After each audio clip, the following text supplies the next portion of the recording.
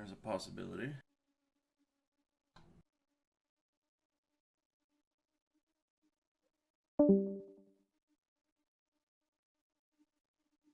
Lost Oh, Lily? Ah! famous last words. What's breaking? Ah! Famous last words. What's breaking? Maybe hello and welcome back. If we can overcome our technical difficulties, perhaps we'll get started in today's adventure. So, it's been a while since we've been here, so let's kind of do a little bit of a recap. We had gotten some information from the Magister that kind of led us out into the desert that is the Badlands. We've been encountering a necromancer over the last little bit that keeps popping in and doing really annoying things and then popping out. And there's something about this information from the Magister kind of supposed to lead us to clues to tracking down what's going on with that guy. We've kind of gone through looking for some of Lumo's people throughout some of his secret hideouts along the way. We found one of their lookout towers pointed west to where this secret bowl valley at the top of an actual hill. We found it. Took a long trudge slowly upward, and then once we got into the bowl, everything went from very loose, shifty sand to very hard sandstone, where there was a bunch of crags. And as soon as we made it down into the valley itself, we set off some kind of alarm in some way, and come rushing out of all of these individual crags were tunnels apparently filled with various ghouls, some Dismortoon, who were cackling with their hip-like heads and very disconcerting, to say the least. Kind of pushed to the edges. The party fought against them, only to have Carr fall in the midst of battle, actually killed, to be assisted in a way by Coda, the mother of his gods, and brought him back to life, expending what she said was his only divine resource to do so. She wouldn't be able to help him again, at least not in that kind of capacity. Managed to finish off the last of the ghouls that were there and start your way down into the crags themselves. They were pretty deep, and they all had like little spindly tunnels that all led to a single shaft that looked like it was bored out of solid stone. It wasn't mined. There was no...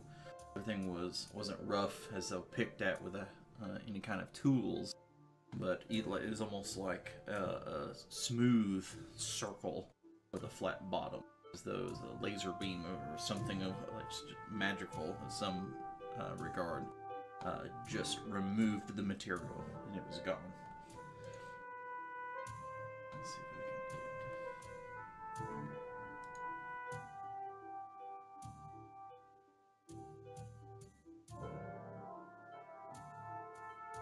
So this was the map we were on before. We found that it was pretty far down the tunnel, and we didn't venture more than just a couple of feet past into the bore itself because we could hear some sounds in the distance, and so we kind of retreated back into a hut and right here at the major part of the entrance where we rested for the night.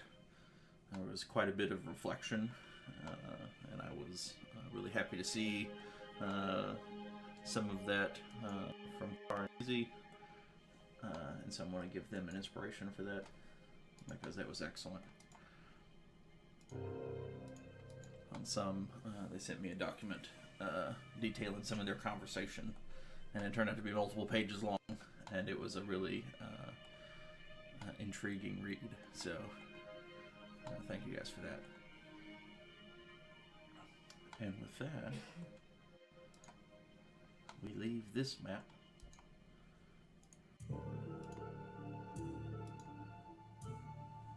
And we move to this one. So many squares. You're a square. Jaff, tricky. But it's hip to be a square.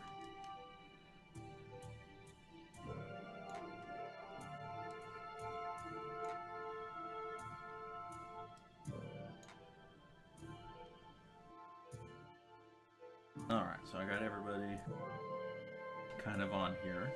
So we made camp in one of the Leomund's tiny huts for the evening, so we kind of camouflaged into the stone. The night passed and we had actually completed a rest even after our reflection. Just the emotional and physical strain of the day quite tiring, so even though had to wrestle with some thoughts, everyone did manage to actually get some sleep. Those keeping watch did take note of the sounds through the night of things further down this corridor. It is sloped down pretty heavily, 30 degrees or so, as it goes further down and down. Off in the distance, and it is pitch black. None of the sounds came closer. They all stayed off wherever their sources may be.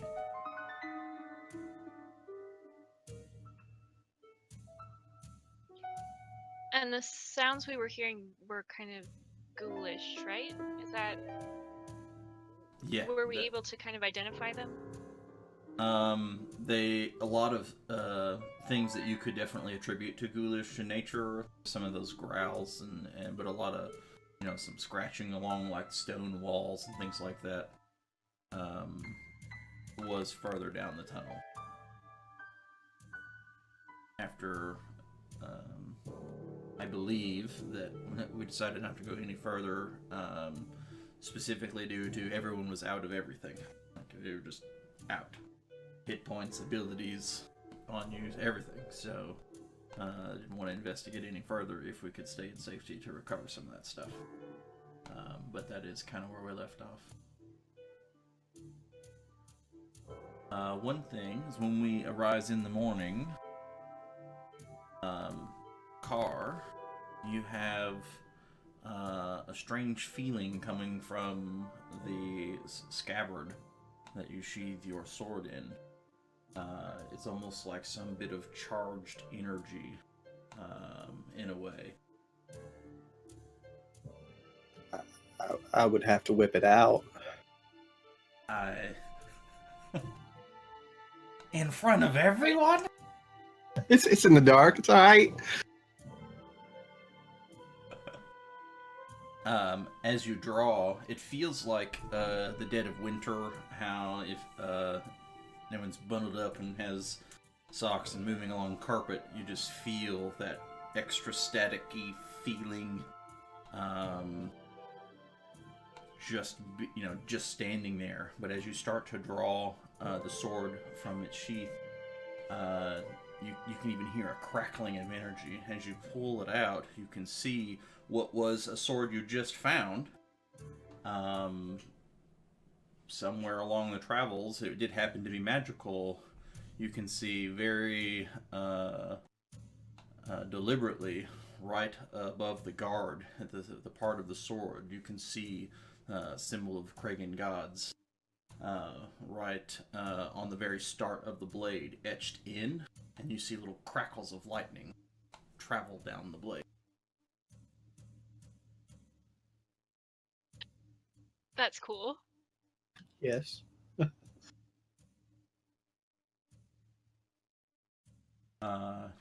Your weapon has been unlocked to a new tier.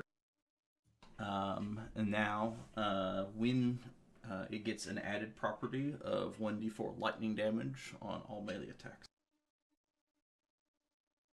I can deal with that.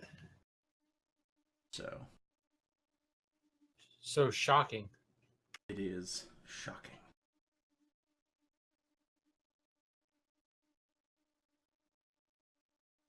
Bum, bum, bum. It looks as though there was perhaps a little left to give you a gift.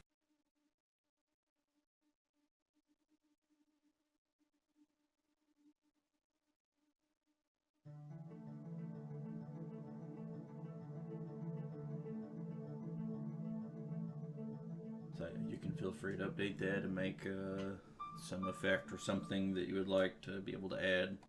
You know, I'm adding lightning to it. It actually now will do lightning and thunder damage simultaneously because I get once per. Yeah. Yeah.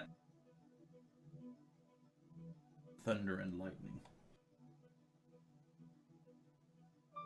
Which, by the way, just from a game mechanic standpoint,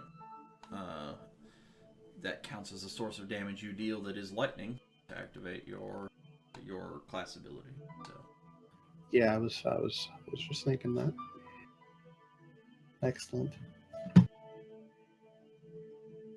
All right, so here we are at the top of this board cavern. Is there anything you'd like to do or talk about, or before?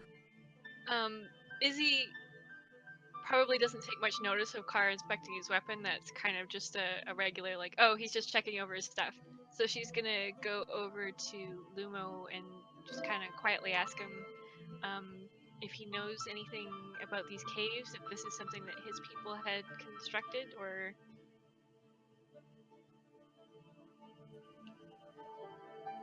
What would I say to that? This is not a place that your people go, but you personally, like when the Magister showed you the image of the actual bowl itself, it's something you remembered as part of that, you know, your dream visions, that nightmare where you were in a cave and there was the wizards standing around you. And then, it's kind of like a blink as time moved a little bit, and you were kind of like escaping through the crags out on your way out. And then from there, kind of blinks again, and then you were in that circle of dunes where the giant was, and then blinks out, and then that's the only memories you have. Everything else you have memories are which we had was inconsistent with your memories of you growing up and all of that kind of stuff. So you have memories of being all the way back from being a young child, but that doesn't make sense. Doesn't reconcile with your knowledge of how you came back from the past, so to speak, because you also have some surge of memories from the time before, and so that's mentally something that you've kind of been battling, trying to figure out which part is real, which part is dream, or which part is manipulated. This building wasn't for my people. At least not any of my people that I knew.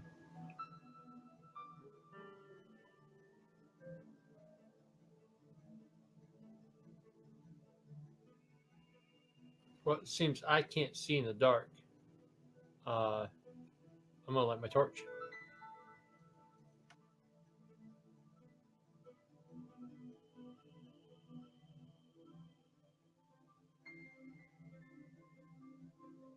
Okay, well, I can see in the dark, so maybe I should go ahead a little bit and make sure we know what we're dealing with before we announce ourselves with a bright light in the middle of a cavern.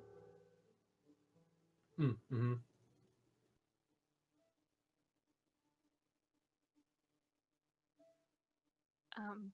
So if everybody's okay with that, I guess I'll start stealthily inching ahead to see what's coming up.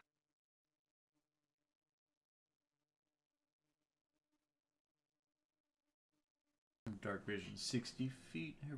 The people that have dark vision, no one has like the weird devil's sight or whatever that, or any special dark vision that goes out to 120. Nope.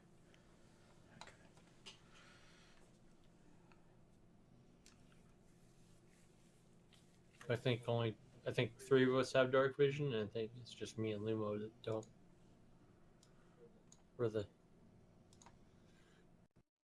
sunlight people. Mm-hmm.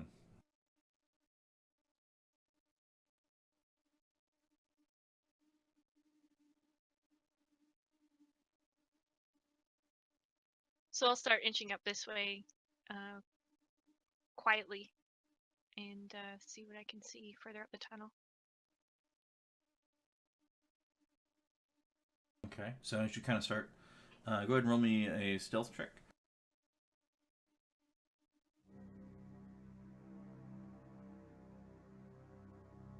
So as you start creeping your way forward, you can see that there is, right about the time you get there, you can notice that there is, further down the tunnel,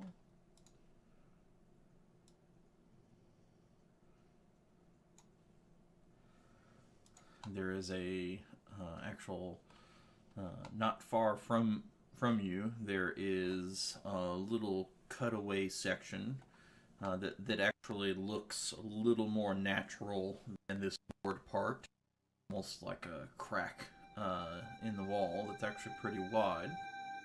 And from that you can hear some of those ghoulish sounds, and as you get close you can start to inspect right around where that crack is. You can see a lot of claw marks in the actual stone itself,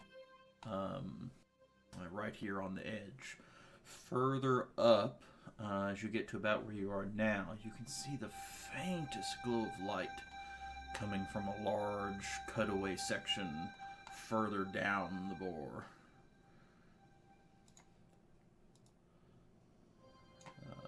Just barely peeking, like the faintest glow of light. So this is the little crack in the wall there? Mm-hmm. Can I kind of inch up to it and just peek just around the corner, see if I can see inside it? Okay. Go ahead.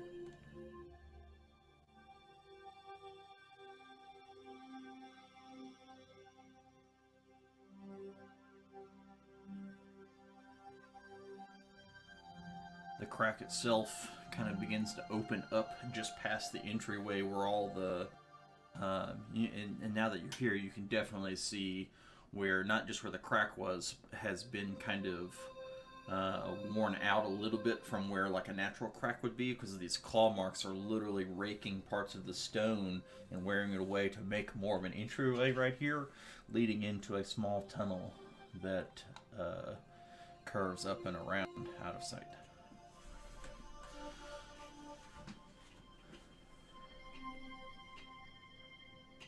The air in here, for the most part, feels kind of stale and non-moving. There's not a lot of ventilation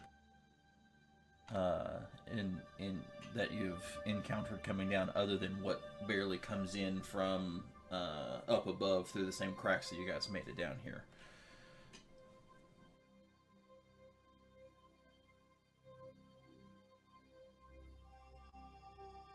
And there's another one of those over here, right? Yeah, that one is a tiny little crack.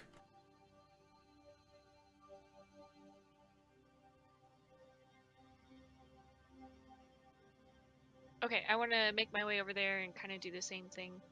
Mostly I'm just checking to see if there's anything like immediately on the inside of these little cracks.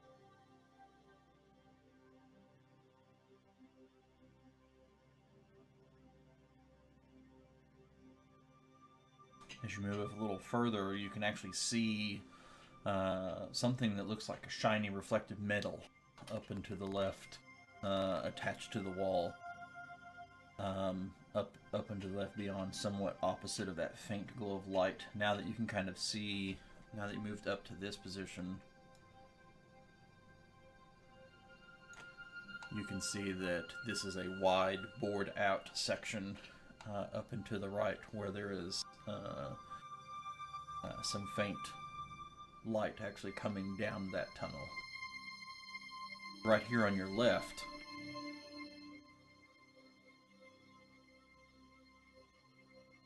there is a thin, tiny little crack that goes back into the wall. And you can, as you get up, roll perception.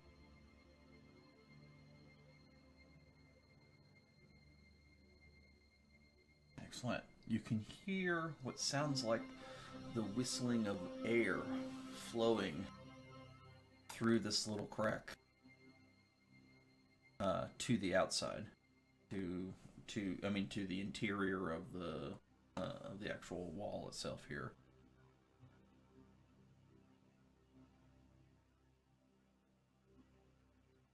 Okay.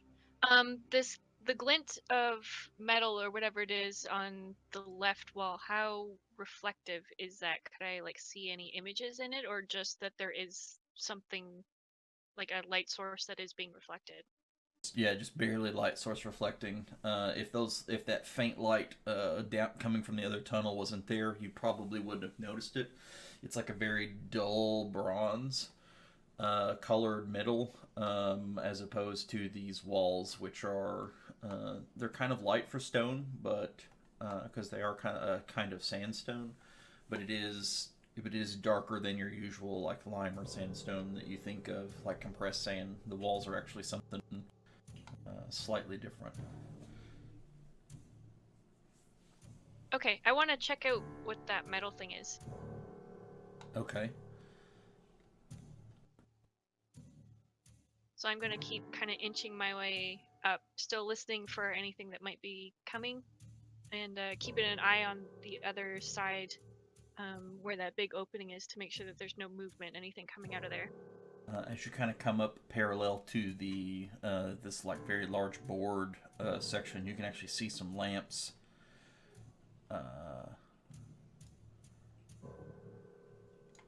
faintly down a hallway. And coming up to here, you can hear some muffled sounds of sound like speech coming from further down that hallway past the lanterns. I can't make out the words though, right? It's just I can hear that people are talking. Yeah. Okay. And can I see what the bronze thing is? The bronze thing looks to be a very ornate double door that only has a single symbol across the middle. Let's see if I can get a picture of it.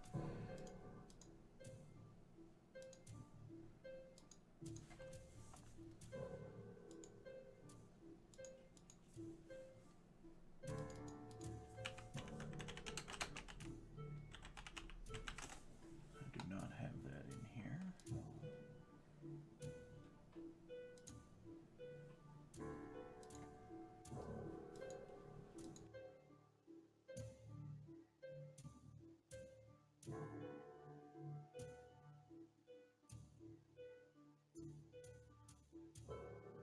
Okay, I'm gonna have to put it in Discord. This will take too long to put it in.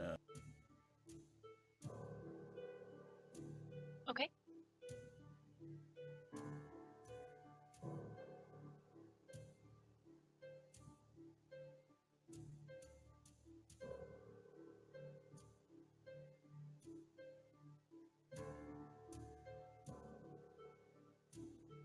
Except for I broke it. Why we can't have nice things? Just send a raven. Yeah.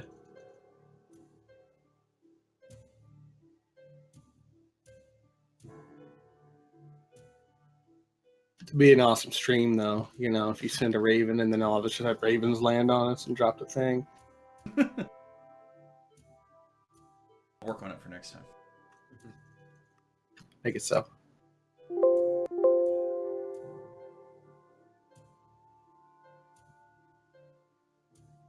No, I literally did break it though. Great.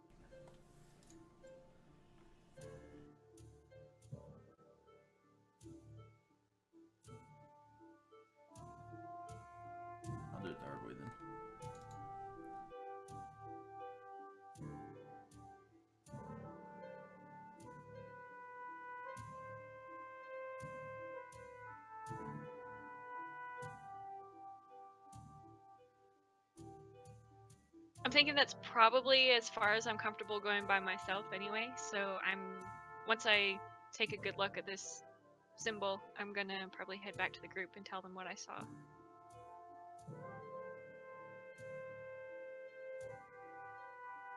That looks like a good happy symbol. Yeah, yeah.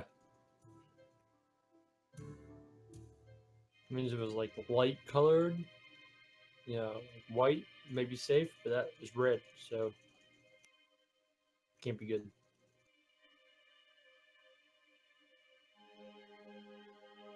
So yeah, definitely putting off vibes of not good. Yeah, I'm gonna turn around and go back to the group and let them know what I saw and what I heard. Okay. Oh, Bijou, hi.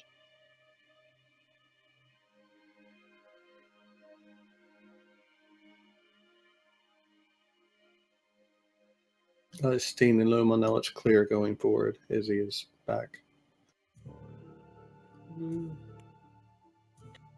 Yeah, so I tell them basically that there's the wider tunnel on the right that has some claw marks on it, probably from ghouls.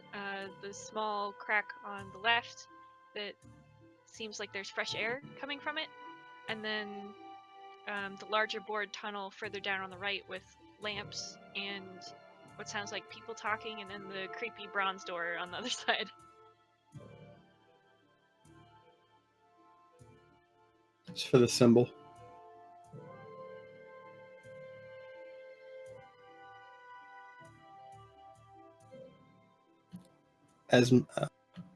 Asmodeus.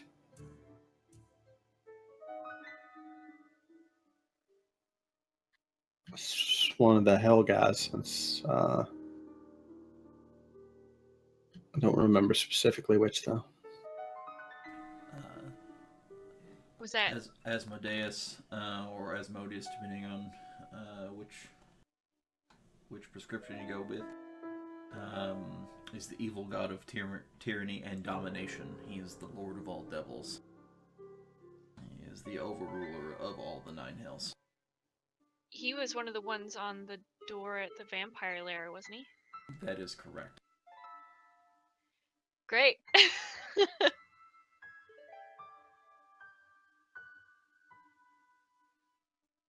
Okay, so we may be dealing with some necromantic cultists or something, I guess. Did you guys want to check out the smaller tunnel here first to make sure that there's nothing going to flank us, or what are you thinking?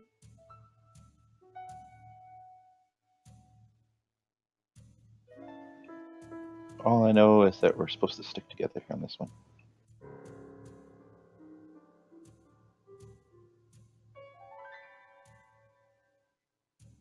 I say we just walk in and say hello.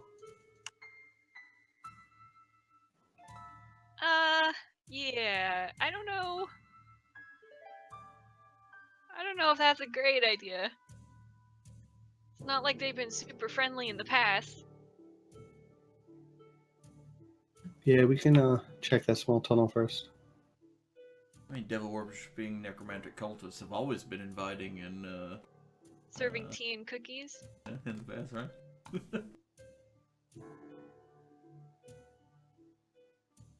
All right, I'll start sneaking down the larger tunnel, or the closer one here.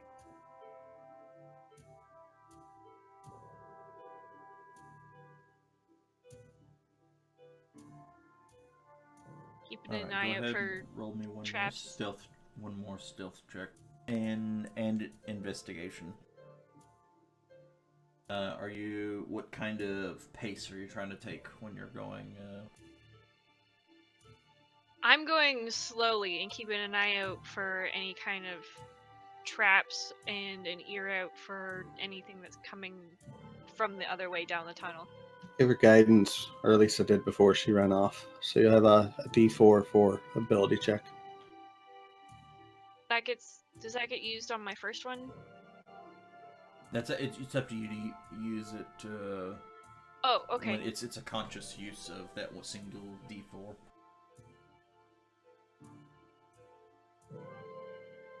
So the tunnel itself kind of moves and crooks around, bending back and forth.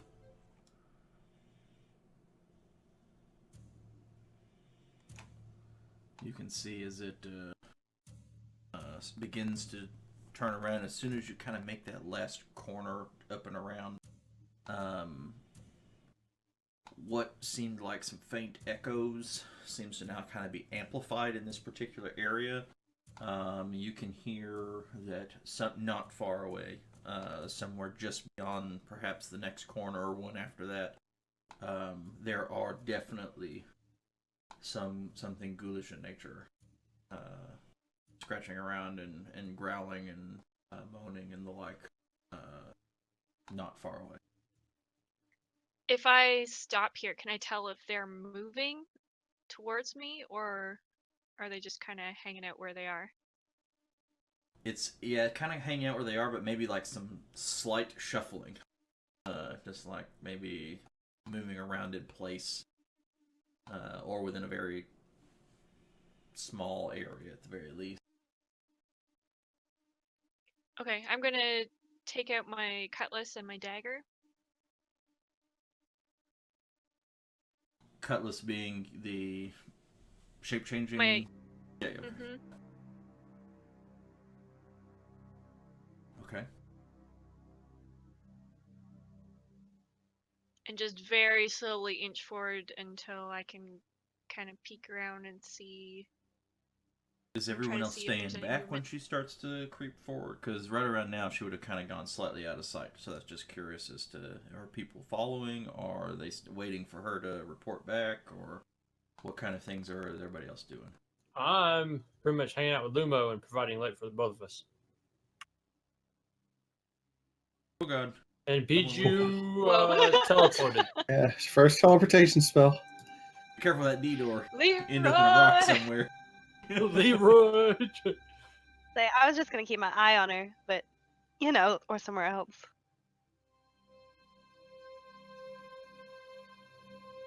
Okay, so... I have reduced the light going forward by using my shield to shield the light. So...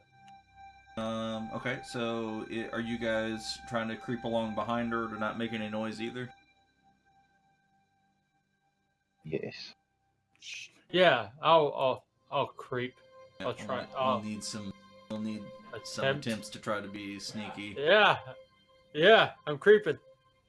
You're holding a torch.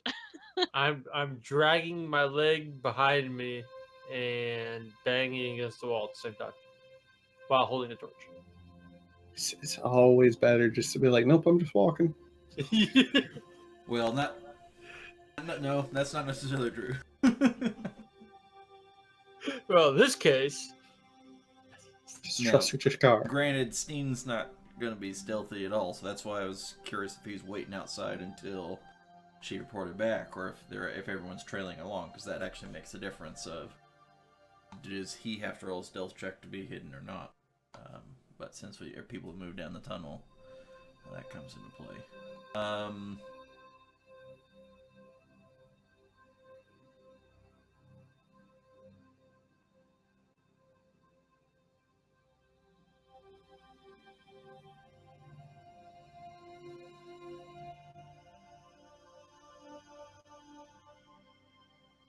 Alright, so you're looking to the next room. You just barely see, like, you're just peeking around the corner, you see 4 ghouls just kind of shuffling around in place and into what looks to be a very open spot. And then off in the distance in the back of the room, there's another small tunnel that continues on further.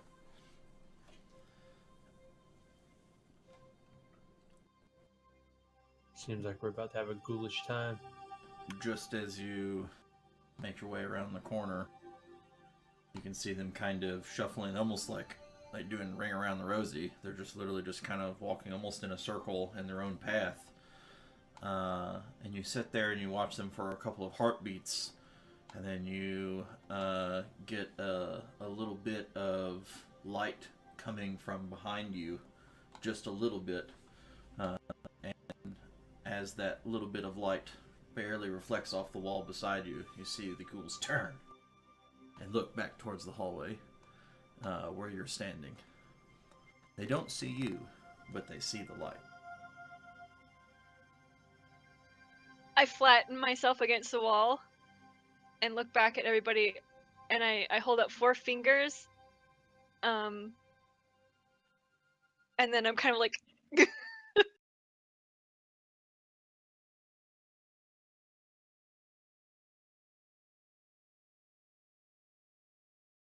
Oh, I'm gonna walk forward to that then.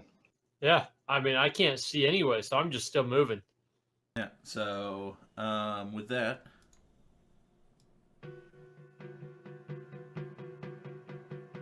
roll initiative.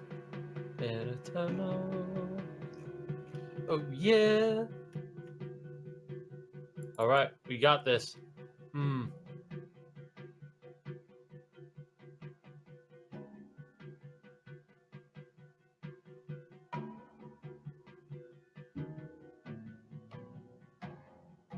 The ghouls slowly, like they turn, they see the light, and they slowly begin moving with their attention now down the tunnel, moving towards you.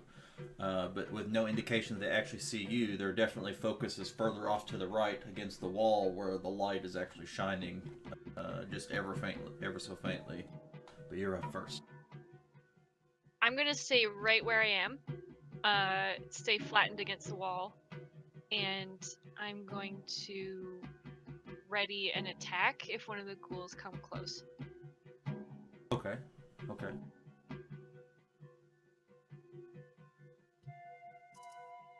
And otherwise, I'm just waiting for a cue from the rest of the party.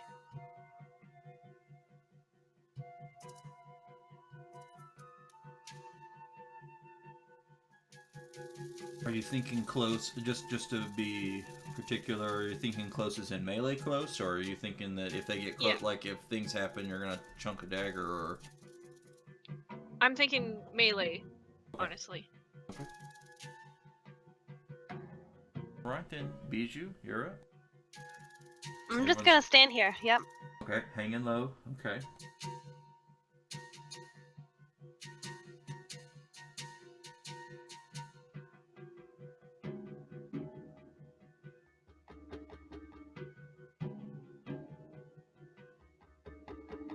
Okay, I'm going to go ahead and get a spiritual weapon out here.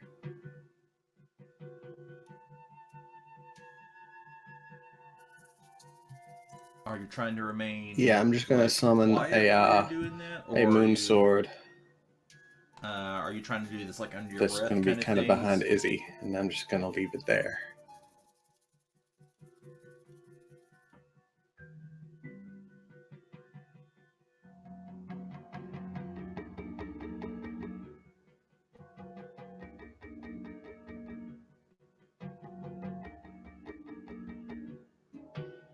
And I'm just, I guess, going to be in the holding pattern with everyone else.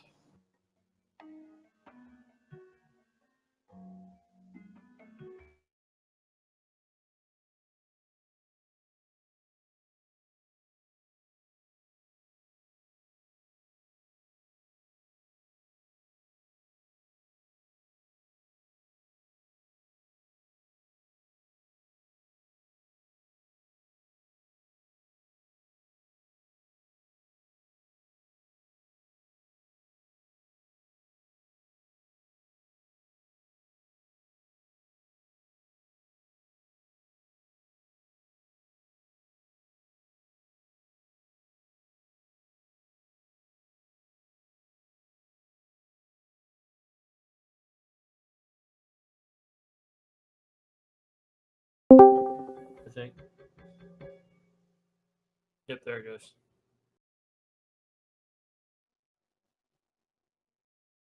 Yeah, but good luck getting the war of the cameras to settle in a way that's actually advantageous. I'd have to close XSplit for it to actually show my camera, I think. Who wants to pop just back to D&D? No, it's still alright. You just won't be able to see me, I guess. At least not till after the break.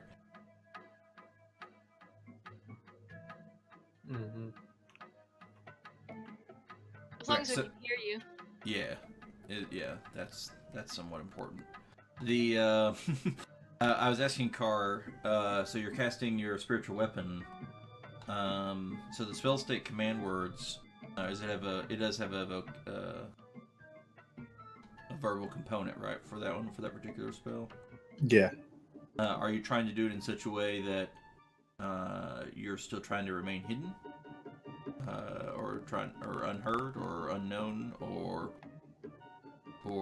is that? I mean, I'm not for you? screaming it. I don't know what volume levels I have to literally do for this, but if the verbal is like summon sword, I say summon sword. I'm 25 feet back from Izzy, and I'm around the corner from them. So typically the way we do, so if you're trying to, so you still have to be able to speak the command word no matter what, right? So if you're gagged, you can't use verbal component spells at all, but you can try to do it quietly, but quietly may have the chance of losing the spell. So it's either you have to have enough power with your voice to summon it, or you can try to lower that power and risk losing it. That's the way we typically. I don't know. I'll try to do it quietly. Okay, so go ahead and do a. Let's just do a regular stealth check then.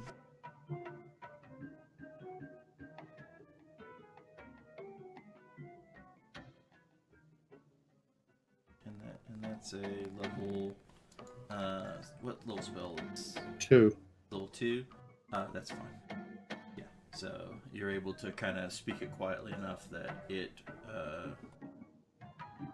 doesn't seem to like reverberate off the walls in a normal way that the magic command words usually have to go. And it still is successful. Okay. All right. And Steve, and we were saying, what were you doing?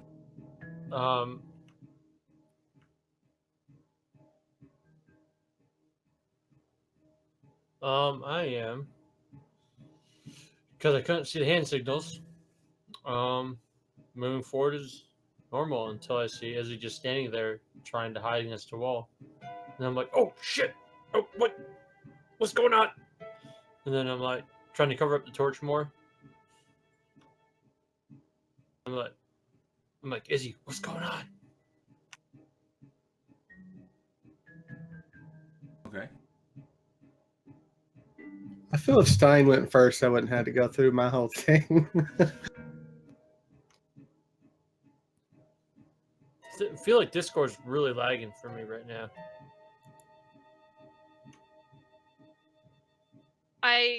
Because he's closer now, I'll try again. I'll hold a finger up to my lips, like, shh. And then I'll 4 over there. I just quench my torch. Okay. Alright, so you're gonna snuff it. Mm-hmm. Alright.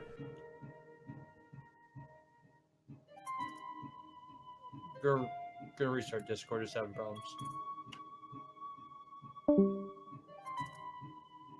You can see one of the ghouls in the back seems to be holding itself with a little more air of confidence than, some of the others. Like on the battlefield, you saw a couple of them actually giving commands and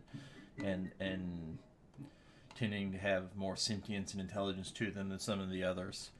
You can see it kind of, head tilted, looking off to the side. Its weapons aren't raised or looking all that threatening, but it is slowly kind of coming over like it's investigating.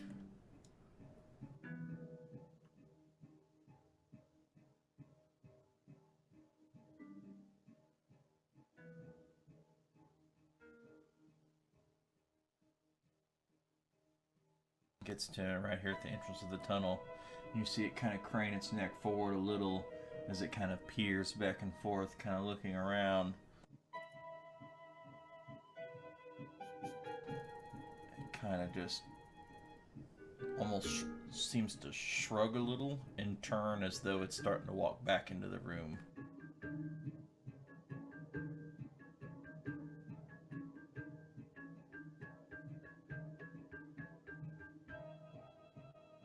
You see these other two ghouls kind of looking after what seems to be their commander in some way.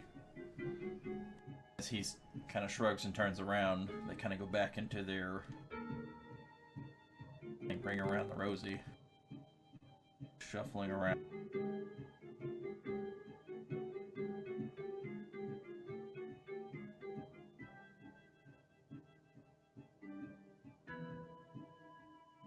As Lumo's turn comes up.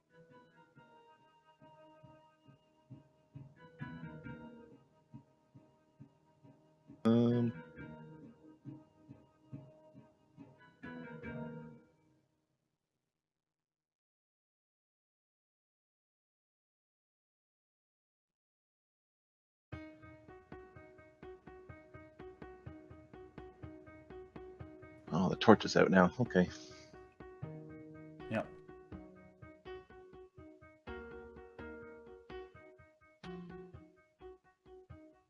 All right. Well, I'm gonna take a dodge action then, because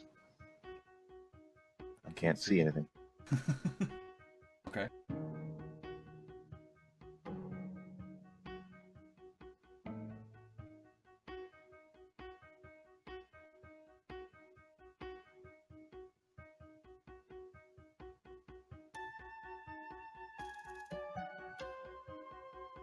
All right. Back to the top of the order, round 2.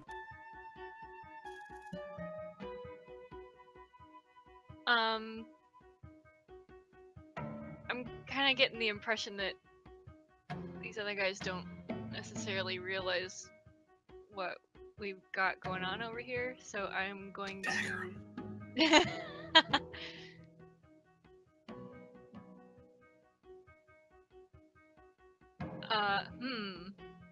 He's turned around, right? The other... Correct. Yeah, he kind of come over here, saw the light, and then just kind of shrugged and turned back around.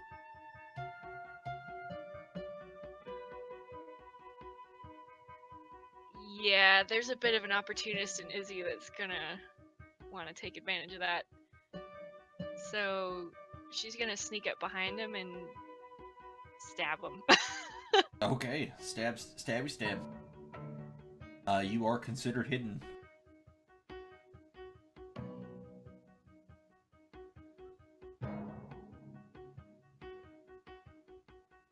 So that means advantage, right? That's correct.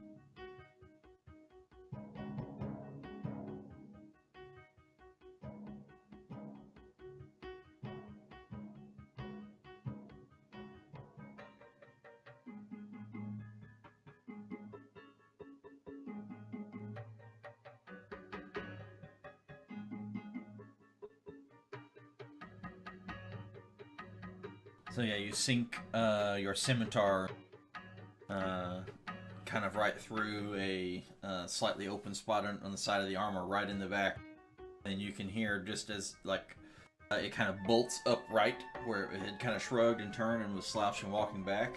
As soon as you stab in the side, it bolts upright and gives off a very shrill kind of scream that echoes through the chamber. And the other ghouls immediately turn, all eyes looking directly at you. Oh, hi!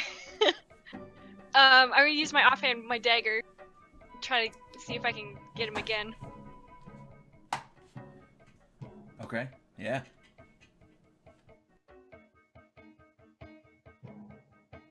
Nope, never mind. It's been a while, I'm trying to remember all my things.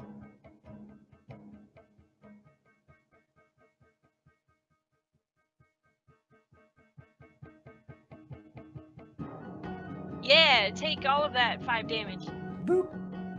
And then she's gonna spin around and run back down the tunnel.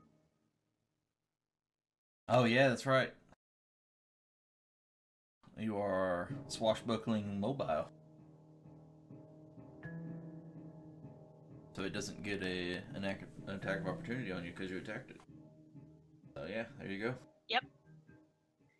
So I think I can get about to there. So I kind of go around the spiritual weapon. So I'm just sort of on the other side of it. I think that's about as far as I can get. Okay, sure.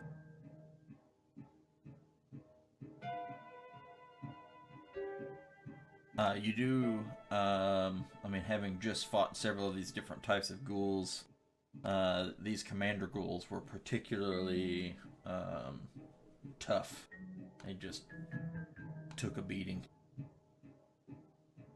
And so you definitely laid in some really good shots, but other than it stiffening, it doesn't seem as it kind of became more upright and alert.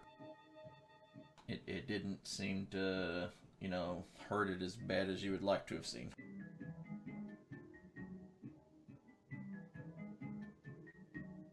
Okay, go time. Let's use some light bolts against this thing. Okay. I'll say for the first one we can have disadvantage because you're kind of firing into the dark, but you can use the light of the first one to see with the second one.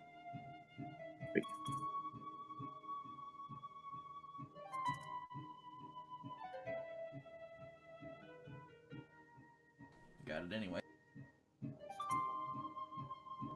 Not a lot of room down. I mean, if it's in the hallway, I mean, a pretty good shot of hitting it.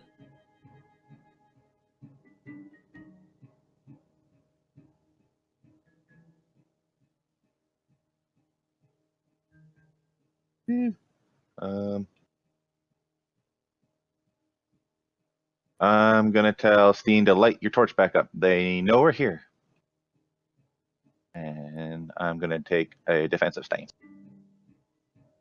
Okay. I use the key to. Okay, yeah. To basically dodge action again. Okay.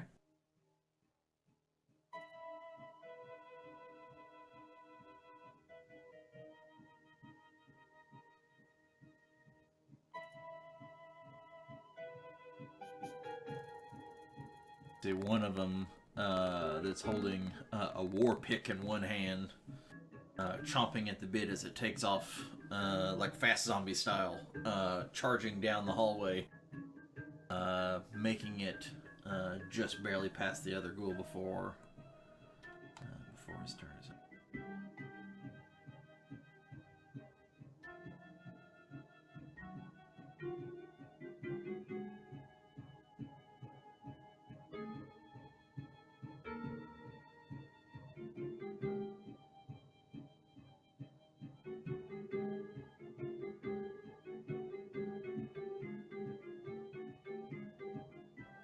This ghoul has a light crossbow.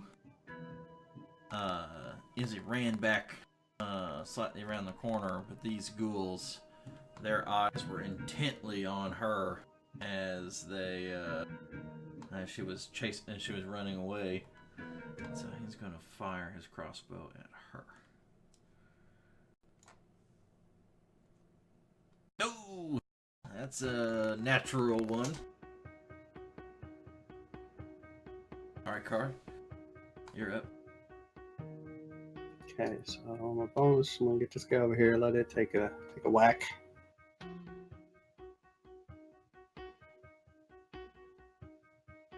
Okay.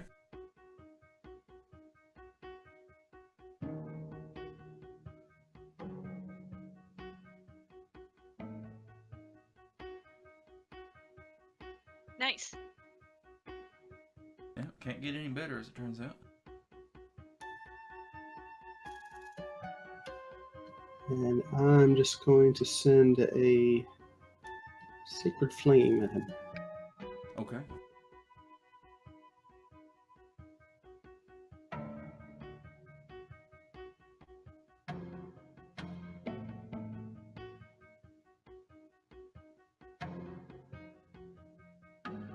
Ooh, massive failure.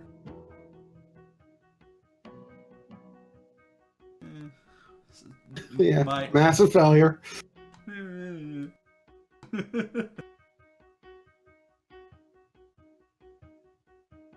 Yeah, I think I have enough movement just to kind of take a step back. Okay.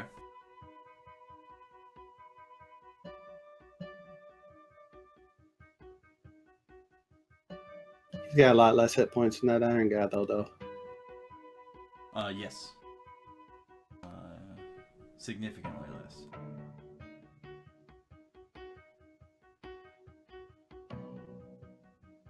Alright, this one's gonna try to fire a crossbow. Missing as well. Steam.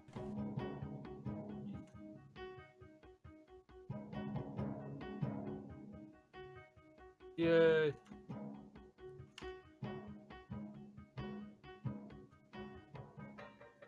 Well, I'm gonna light my torch up. Okay. I'm gonna walk in front of everybody here. I'm gonna chuck my torch. No. Oh, no. Okay. The spiritual weapon, I don't consider that to be a creature, so it doesn't technically block movement. So you can walk through that if you wish as well. Okay. I'm gonna toss my torch like into the middle of the room, past Okay. the ghouls. Okay. Yeah. Should give me enough light for the tunnel and most of the room. Same You for can the see room. that the intense light, as they kind of duck out of the way from it actually hitting them, but you can kind of see that they guard their eyes a little from the intense light being so close to them.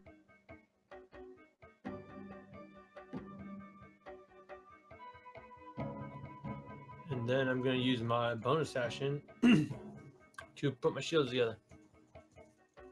Ooh, okay, yeah. Hold the line. Mm-hmm. And you said I don't take up the same space as a weapon because it's ethereal, right? Yeah, Or it magical? doesn't take up, like, it doesn't prevent So- space. Yeah, So I could I literally stand in the same square as it? yeah, I'm fine with that. Aha! They'll think I have a sword. Bah! 2 shields and a sword, OP. Yeah.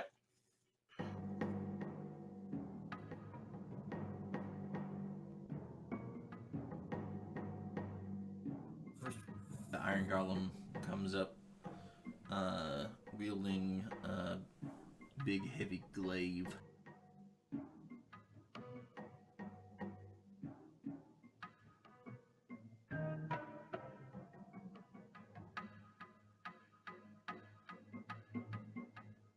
Get that close. Just from over the shoulder and behind the other ghoul, it's going to try to get several glaive attacks in against you.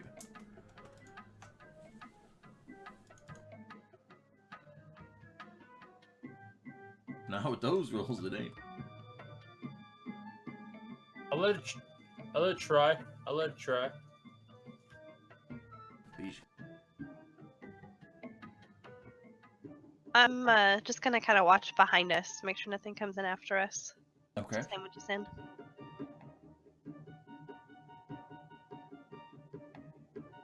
Bijou. I think that's the first time that's happened. Well, that's Person not going- helpful. The person going last also goes first. I'm pretty sure that's not happened before. Same thing doing. Just watching our rear.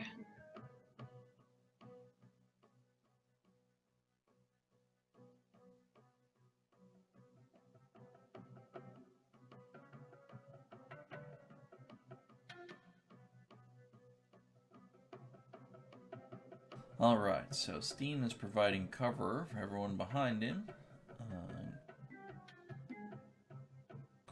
himself.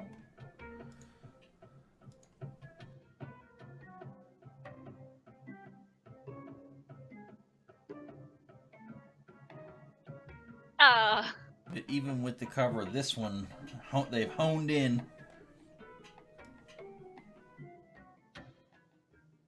For underwhelming amounts of damage.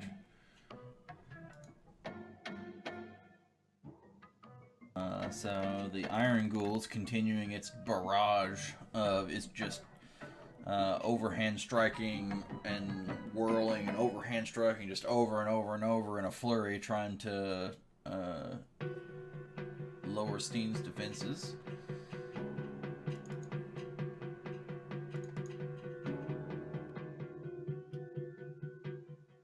The first one was poor. The second one could be a hit.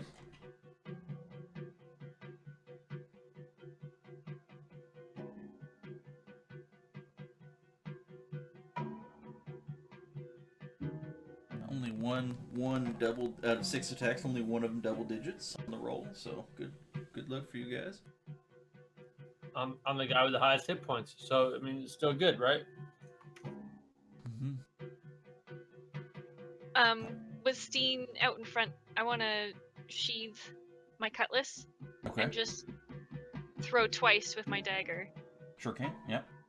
The chuck 'em up daggers. Mm-hmm.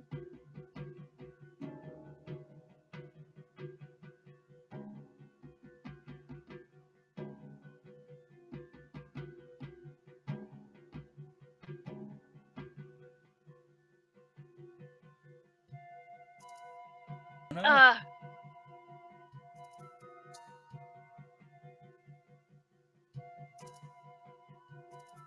There we go. Yeah. At least getting one in. That's what matters. Don't forget you technically get sneak attack. Sorry. No, you're all right. Go ahead, How do you just roll the? Is it 5? It's 5, right? 5d6. 5d6. Yeah. Yeah, just go ahead and roll them into the chat there, and I'll apply. 20.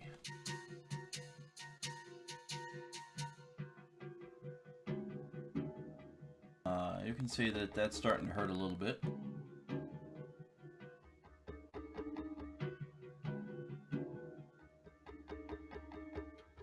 And I'm just gonna step a little bit closer to the wall, a little bit around the curve. Yeah. See if I can break line of sight a little. Yeah, from here you would be in total cover.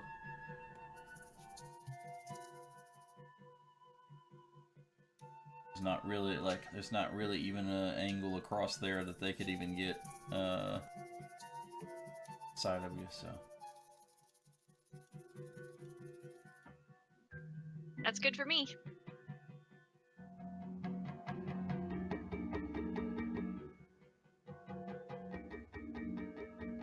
Alright, they're gonna try to shoot at the wall.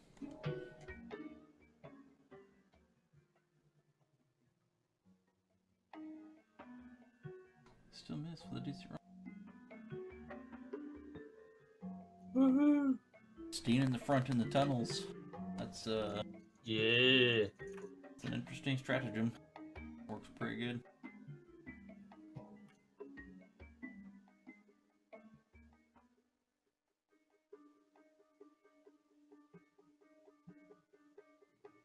Well, green flame blade. Good.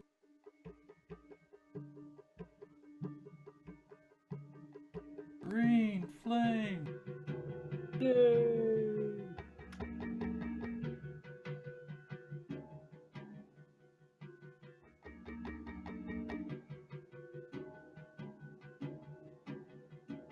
Okay, yeah. So you hit the first one, you get the damage bonus on that.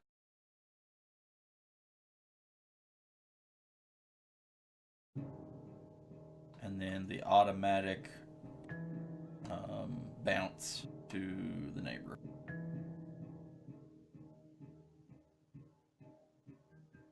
Yeah. Boom. And then that's your action. Mm-hmm.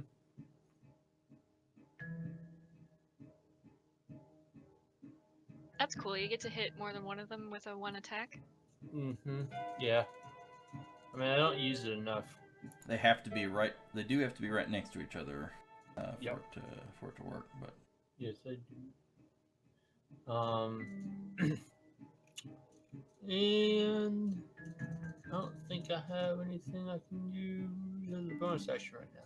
So you cast a spell. that would be You cast a cantrip. which Allows me to get another attack. Yep.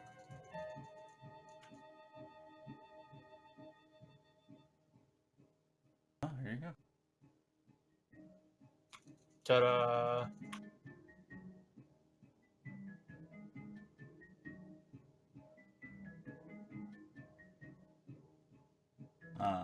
Yeah, so this one has become kind of frenzied from the attacks that you've made on it.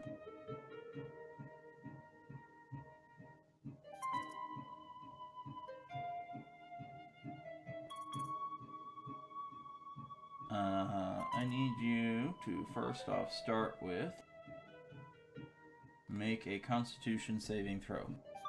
Steen. Oh no.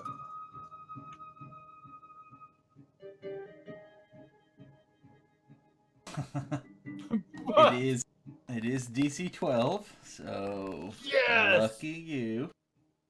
Plus 8 for the win. The ghoul emits a very powerful odor from it that is more than just rank.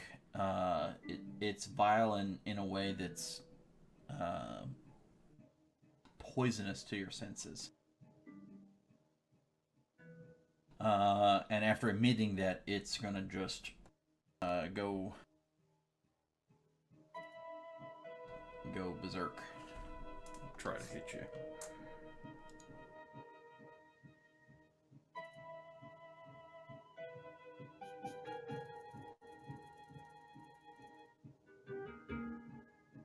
Although it's got to roll better than that. Bum, bum, bum. We'll let Luma pass because it's easy for him because he's so small. And technically, as a halfling, he wouldn't have to squeeze there. You could probably finger shoot from underneath of my shield if you wanted to.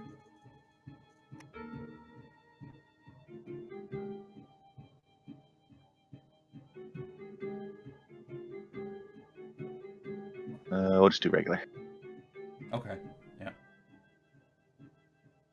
Man, Go away, not today. I think the overall average rolls have been absolutely below 10.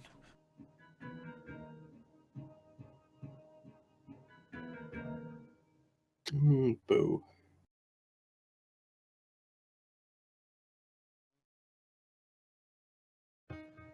Okay. That is your bonus action to make it do its thing. Yeah.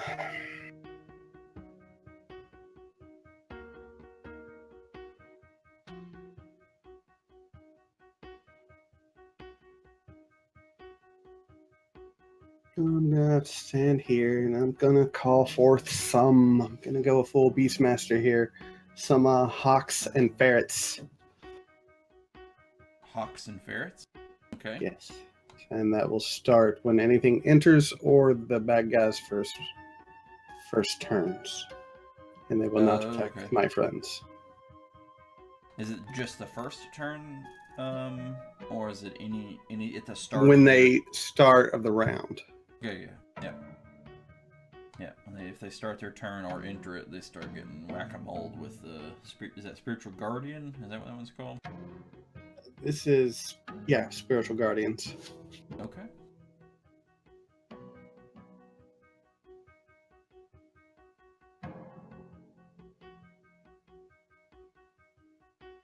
I'm gonna squeeze through these guys to get to a spot where I can dagger.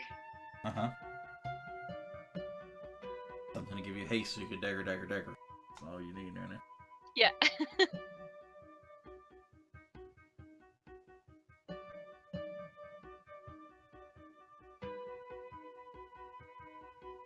Ow!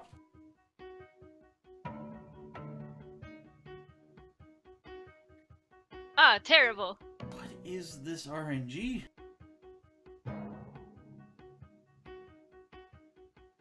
I'll duck back down the tunnel.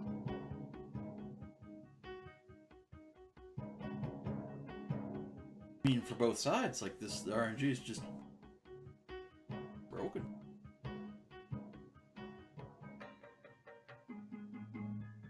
Is it gonna shoot us? It's gonna try to shoot Luma. Who knows? Steen is still providing cover with the big shield wall. Mm-hmm. So even if Not he gonna hits- hit me. Doing my duty. So yeah, so you get the. I mean, he doesn't know what you can do with arrows. Well, if he I'm crits gonna, me, maybe. Yeah. No, I'm not rolling. It's, you caught the arrow. And have the opportunity to. No. It's not with it. To chuck it. Does it have to go back to the same target, or could you chuck it at someone else? I can chuck it at someone else if I want to. But I'll pass. Okay. Yeah. So you can just clear your temporary. Yeah, easy. That was an easy miss, an easy block rather. As he's having to kind of, even though it's a crossbow, he's just barely trying to sword in such a way so you can really just, judo chop it out of the air into the wall harmlessly.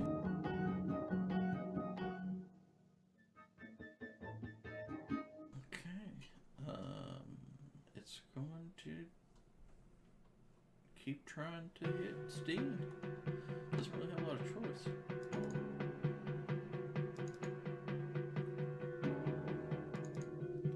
Non-single digits? No, all single digits. Rolls.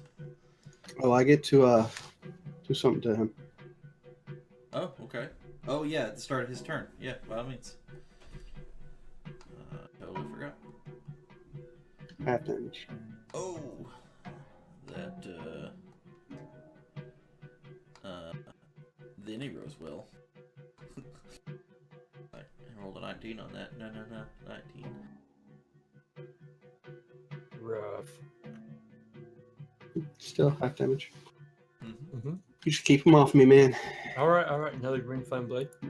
Yeah, if things continue like this, if nobody hits each other ever, it's still going to be, this war of attrition looks like one you can win. As long as the racket you're creating doesn't bring anybody else.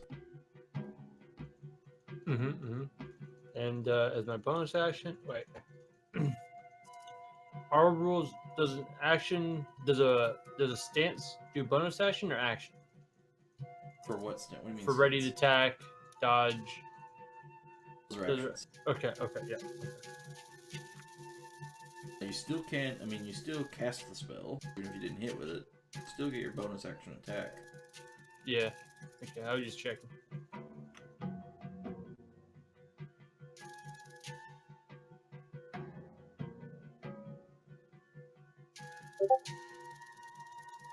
Woohoo!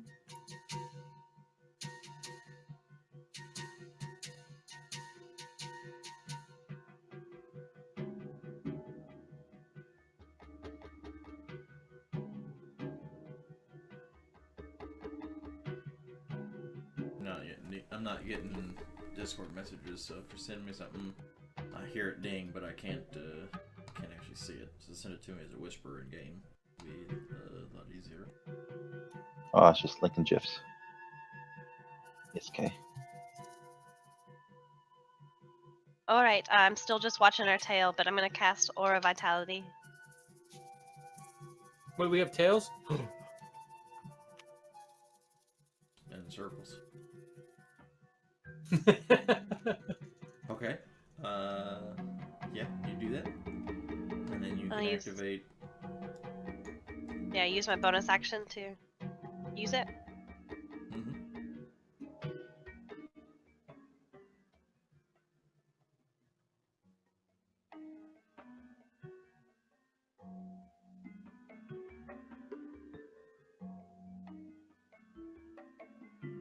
Okay. Spiritual weapon attack first. So you see, like, Steen there holding like the double shield wall out in front of him, and then just this like ethereal sword comes up and over the top of it at a like,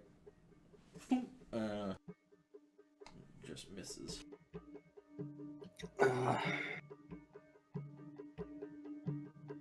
For another sacred flame. Okay.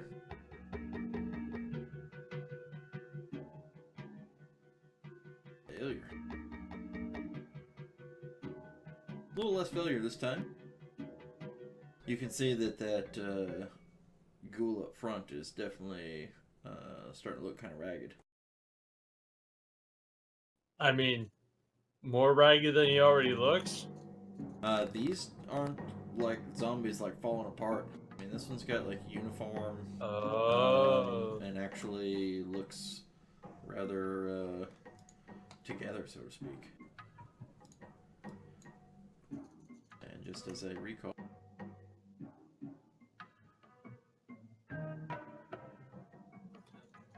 Oh, okay. I think ghoul, like dehydrated, withered husk. Yeah, these are some more powerful. These have been turned into ghouls from something more powerful using more powerful magic.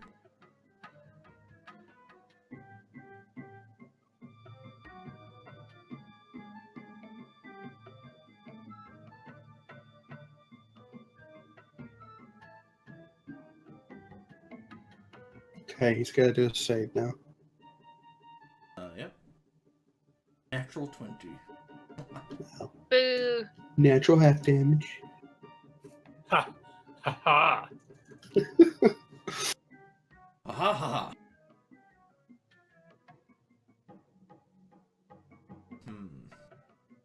Well, he's gonna try it again, I guess.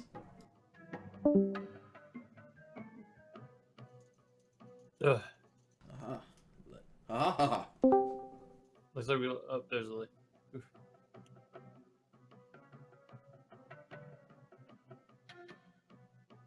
Oh. I'm here. And then a 2 and a 3. So. And then she's gone again. Hello, goodbye. We're playing peekaboo. Peekaboo! Margot. Hello.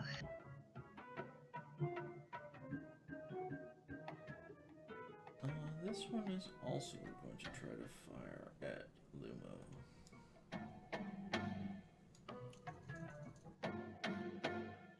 Oh no! Even with half cover? Jeez. Well, it's a Still natural, crit. it's a natural 20, so yeah, it's a guaranteed hit. Uh, Matter the cover. I mean, yeah, as long as they can be seen. oh, okay. Okay. No, the half cover just gives them the -2 to their attack. Oh, okay. Okay.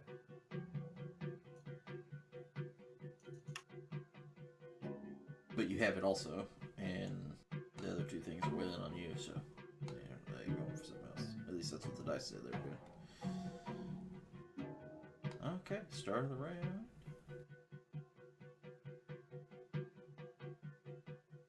Back to the Iron Ghoul,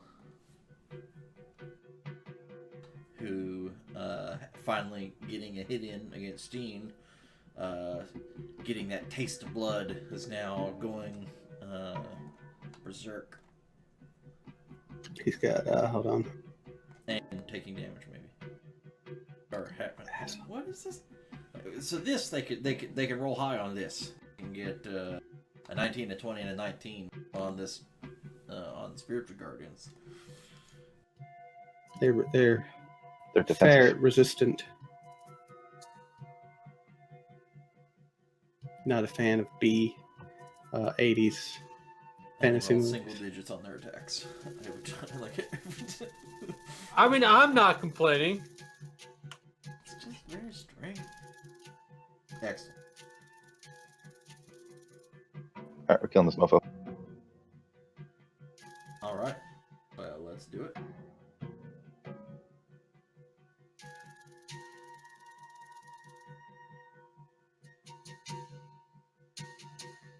Hey! Called my shot.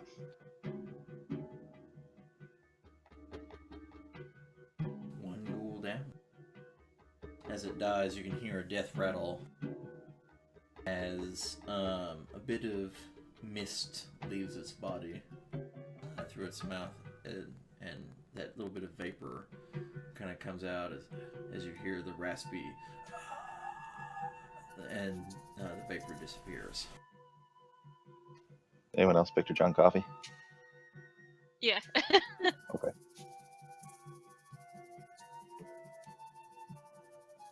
No. Like the drink. Only not spelled the same. I don't Man, know, I'm John. having awesome rolls today. Yeah, this is par for the course so far. I mean, last time she rolled like a 2 and a 5. So. Dagger.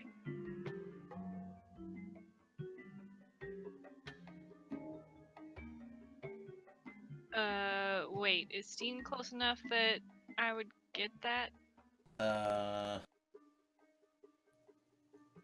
They've been making melee attacks the whole time, right? Yeah, but he's using a ranged melee attack. Oh. So his range of 10 on his. He's got reach. With his reach. But I think he might still be close to. So what does it say? Does it say within 5 feet? Because so if they're 5 feet away, that's not within 5 feet. But he's 2.5 feet away, so I consider that to be within 5 feet. Yeah, it says within 5 feet of it. Then I count that to be within 5 feet. A half square is still within range for me. Yeah. So sneak attack still applies? I think so.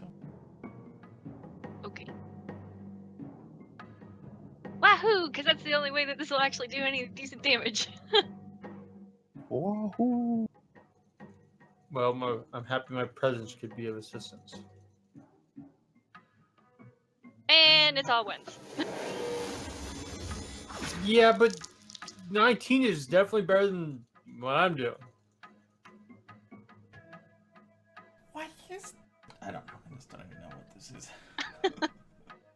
So it poofs back into my hand and I try it again. Okay.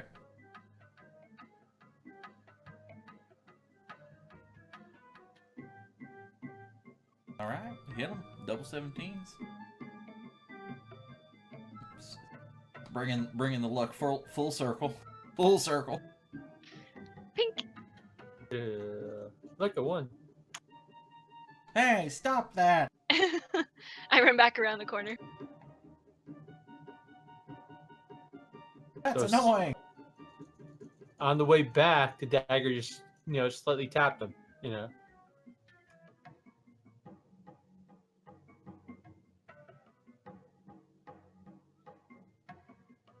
How's this guy looking? He just actually with the little tink, passed into what we consider critical. So that's starting to look pretty ragged. That was a massive 2 damage. Tink. Right over the edge. Worst paper cut ever. A paper cut's like 20 damage. Paper cut adds 15 psychic damage, actually. Yeah, it puts me into a down and out stage. Okay, I'm gonna Bijou's playing peekaboo. try a guiding bolt here. Ooh, guiding bolt. Okay. It didn't guide you very well. Said I was just gonna try. You can always try. All right, well, that was fun. You got with spiritual will. Well, yeah, was it like 1 out of 5 or something like that?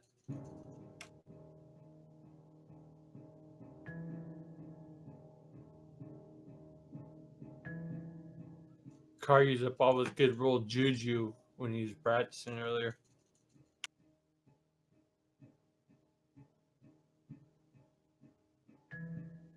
Oh well, hey, no, I could do something to him. Yeah, you can. Imperial 5. Yeah.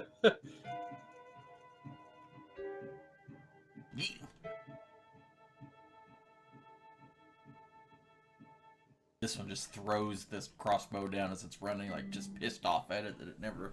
Stupid weapon never works. I know that feel.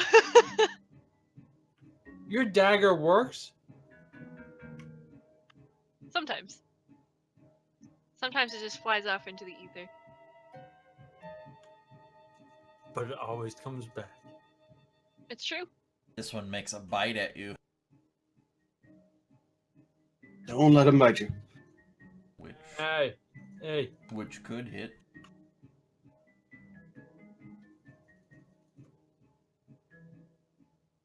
I guess. Okay. Yeah. So Yeah. this one- this Well, one hits.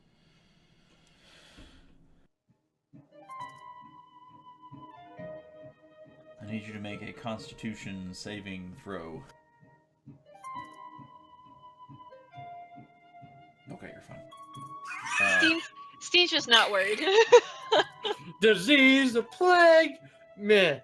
Teeth marks. Ugh. I'm just gonna rake at you with a claw, but all he does is manage to get purchase on the shield, which does nothing. Stevie, the only guy to survive a plague, but would like die sleeping on ice. All right, continue to watch behind us. Oh, I'm feeling a little better. This is okay. This is acceptable. Okay.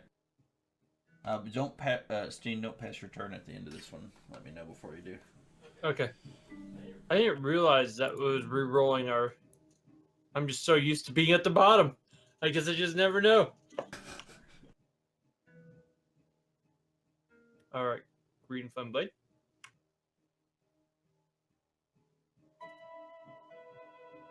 Okay. Yeah.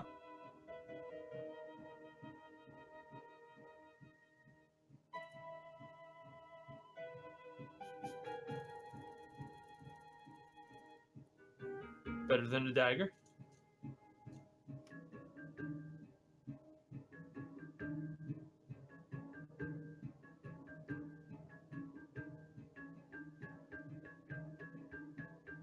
Booyah.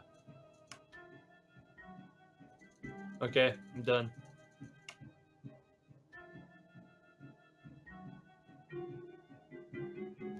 Yeah. Excellent. Okay. So 1 second.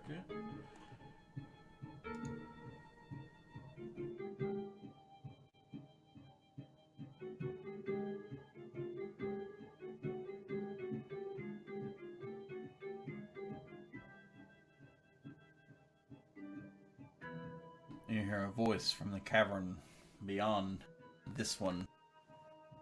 What is this ruckus? You see a bunch of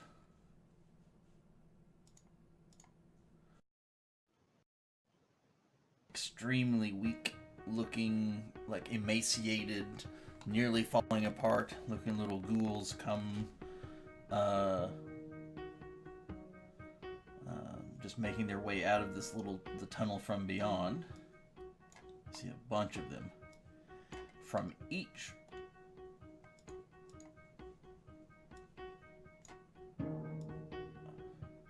you see a wispy black trail of smoke drawing back into the room behind.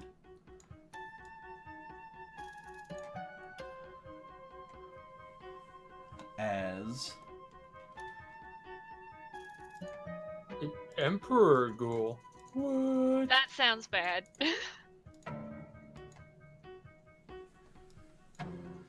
Ooh, I want a staff and the scroll wheels thingies. Whatever those are called. Yeah. you can see this black wispy bit of cloth, or like a cloud that's like being sucked off of all of these beggar ghouls, all channeling into the Emperor. You can see that he's walking kind of shiftily. His shoulders are hunched. His back is kind of hung over, and he's kind of sliding one foot as he's walking forward. Hurt and weakened as he's drawing off energy from these beggars.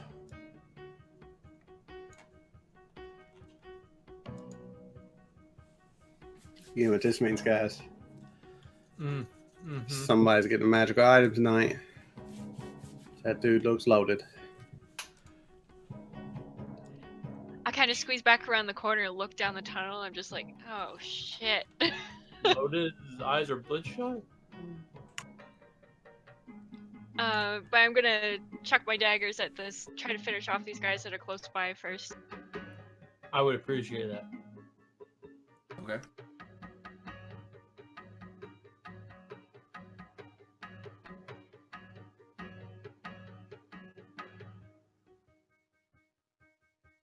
Holy crap, that hit? Yay! 16. Yeah, I think that is exactly the Iron Ghouls AC.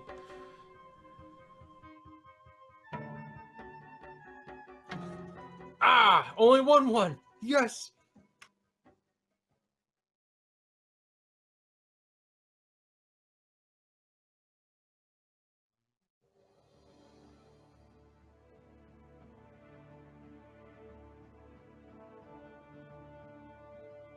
Hey!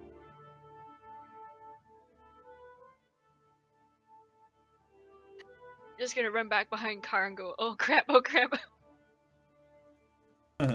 Ping! Never discount, every little bit matters, right?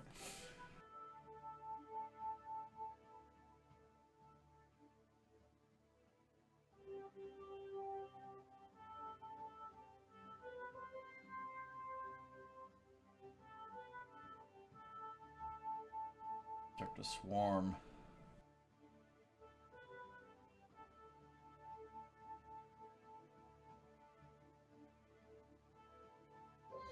That's right. Somebody's gonna fail one of these.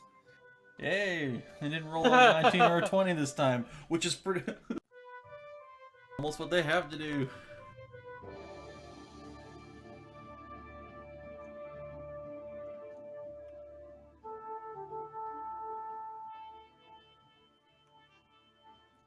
You can see the ghoul, this Imperial ghoul, kind of tip its head in reverence to the Emperor as it approaches. You can see it also moves as though to try to block the tunnel completely.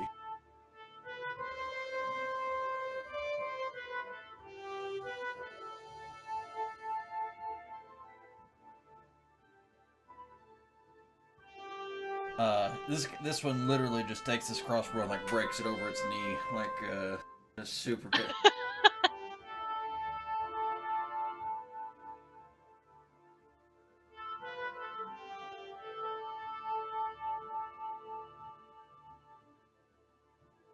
Kind of rushes up behind the other ghoul, kind of pushing against its back, trying to hold, create some kind of fortification, preventing you from moving beyond.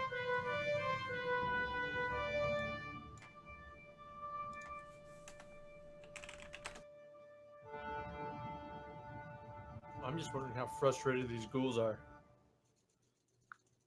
Imperial 2. I don't know. I don't know if he's in that circle yet. Doesn't really look it. No, he's not in your circle. Okay.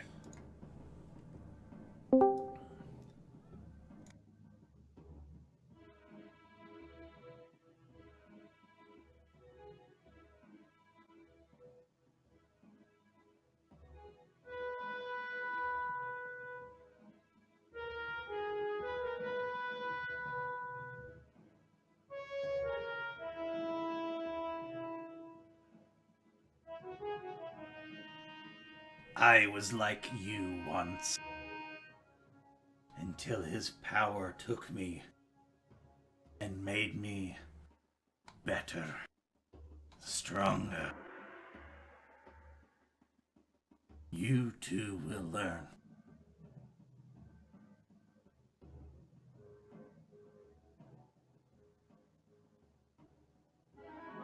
And with that, he begins to cast a spell.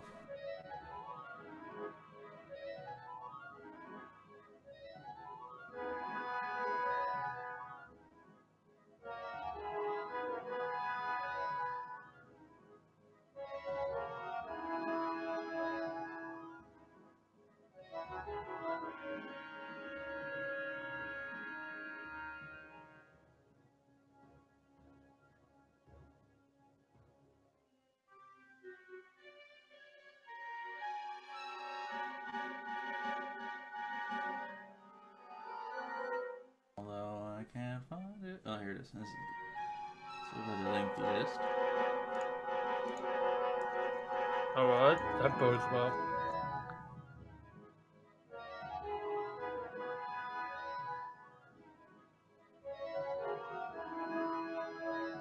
I'll start with you.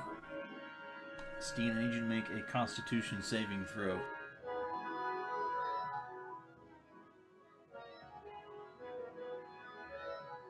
Ooh, that one was actually really good. It's the only thing besides being in the way I'm good at.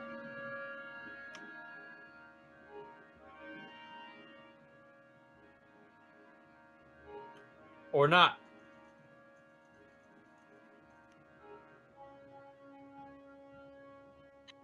That was a lot of dice, Drad. What kind of damage is that? That is necrotic damage. Oh.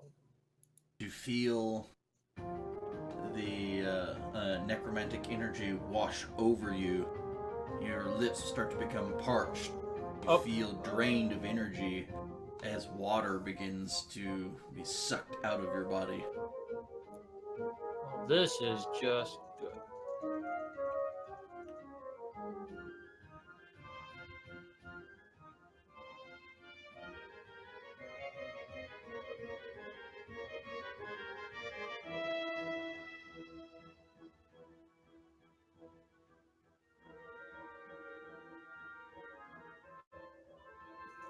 Okay. How big is this cavern? Like, height-wise? It's not that tall. 10 feet. You know, in this sense, this is a little more natural area. There's kind of a bit of the crack through the middle. You can kind of see is a little bit peaked right directly in the middle, and it kind of slopes down to the edges above. But in general, the standard height's about 10. It might go up to like 12 or 13 in the very middle of the room. Okay.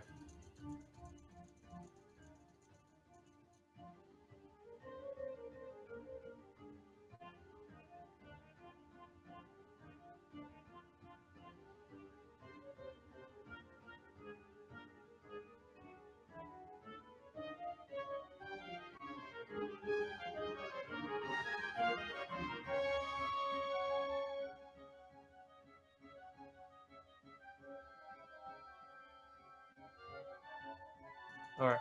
I'm gonna... Car! Protect everyone! Biju! Heal me if you can!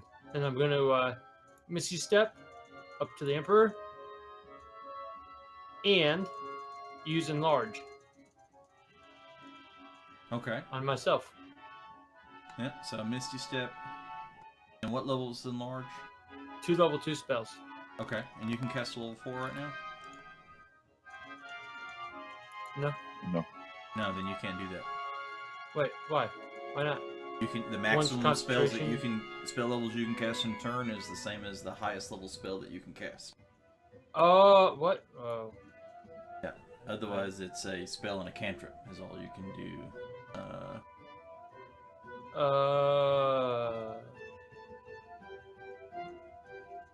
But you can cast Misty Step and then do a and still cast a cantrip. But so the total spell levels of all the spells you cast can only add up to the maximum of whatever the highest level spell you can cast is. That's our house rule. Because otherwise, it's cast a spell and cantrip only. That's the rules as written. We don't like that. So. Okay. That completely changes my plan. Damn, I thought it was gonna be badass.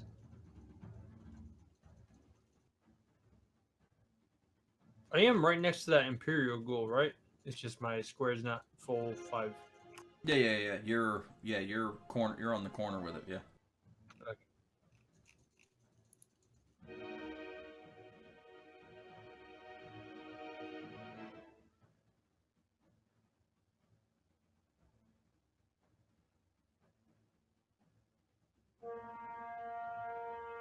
Hey, Greenfly Blade. Okay. That's right. Yeah. Ugh, dice rolls.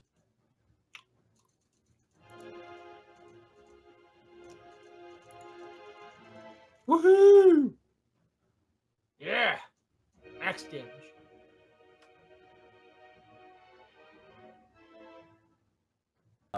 Just 1 second before you go, Bijou.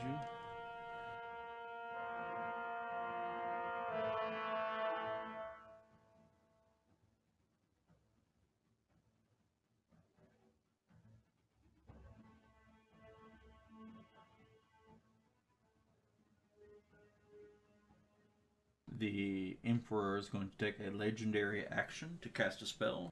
Oh no.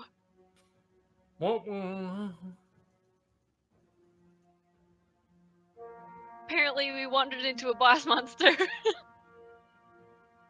Or he wandered into us, you know?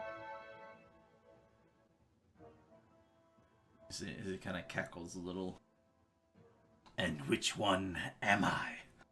As you see a similar effect you've seen before, as multiple image copies of the Emperor begin to phase in and around him. Bijou, it's your turn. You can go ahead.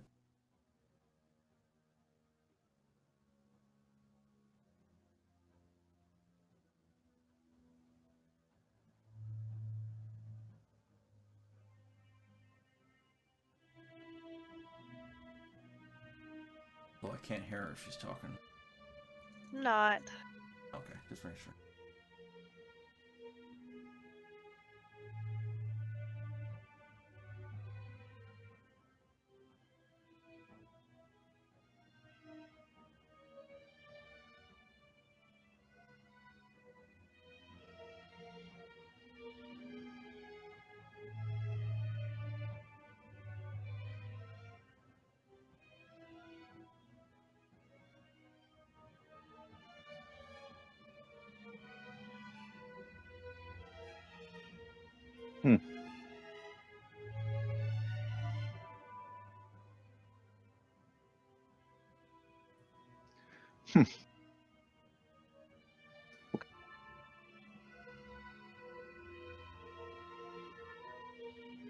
Yeah, the two ghouls are trying to be as big as they can be and barricade this particular tunnel.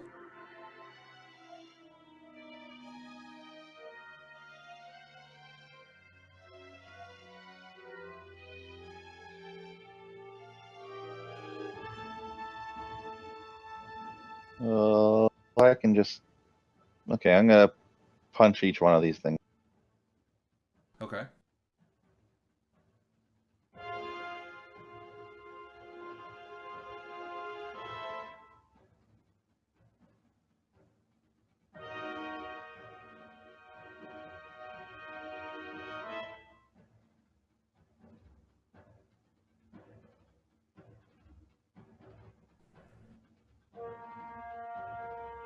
Yeah, fuck you.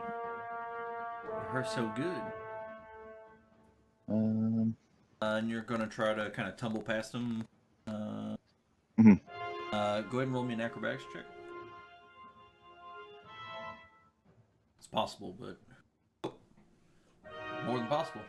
Very possible. You got by him.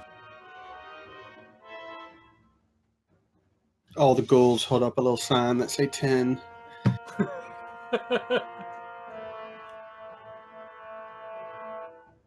There's that gymnastics right there. Yeah. Mm-hmm. That was DC 15 to tumble by both of them. So it's not the easiest thing to do, but definitely crushed it. I sure damn made it look easy. Mm-hmm. Mm-hmm.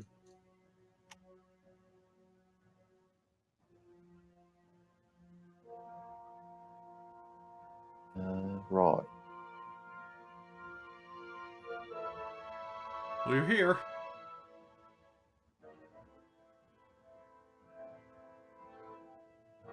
Okay.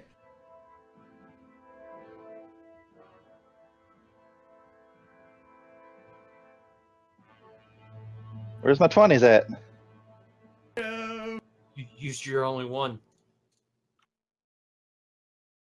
I just did 2. Yeah.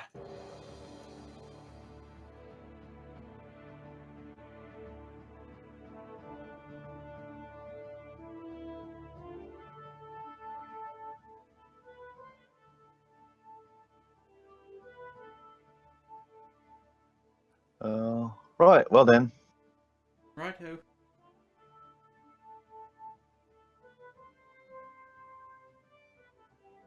let's see what these beggars are all about.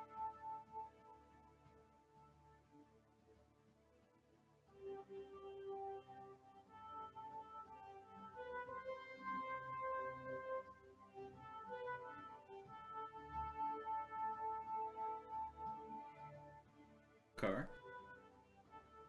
Okay, first things first.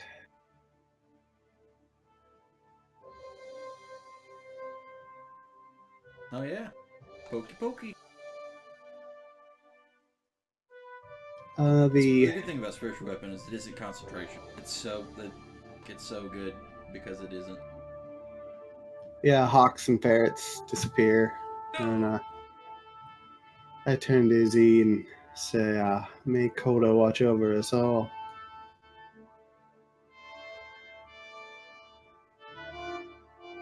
Oh, I gotta move my map bigger. 1 second.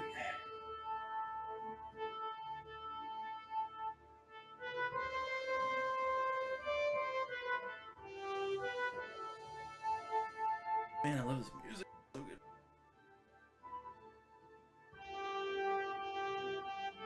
Is this a Sciencescape music? Yeah.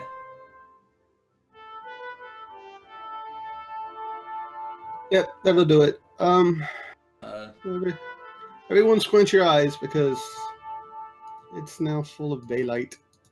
I cast dawn. ooh, Dawn. Ooh.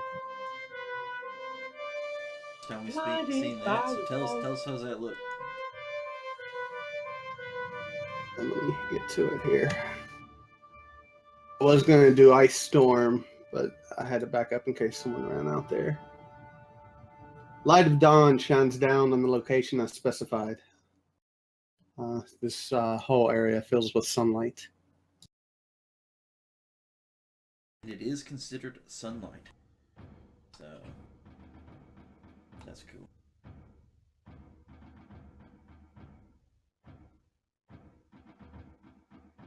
And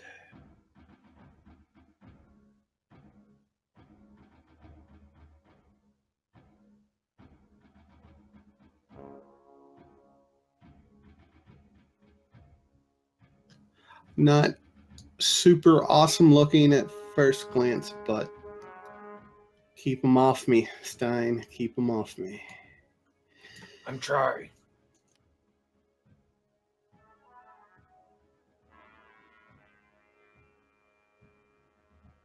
If they're in it at the end of their turn, it hits them. Yeah. again. Yeah. Yeah, if I did this at the start of my turn, I could have hit them all twice this round, but it's kind of random. So yeah, that's my move. Right. Beatrice up first.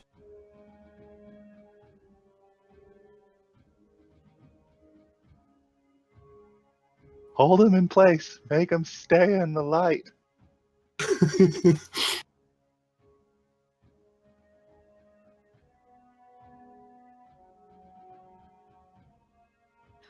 What's going on over there?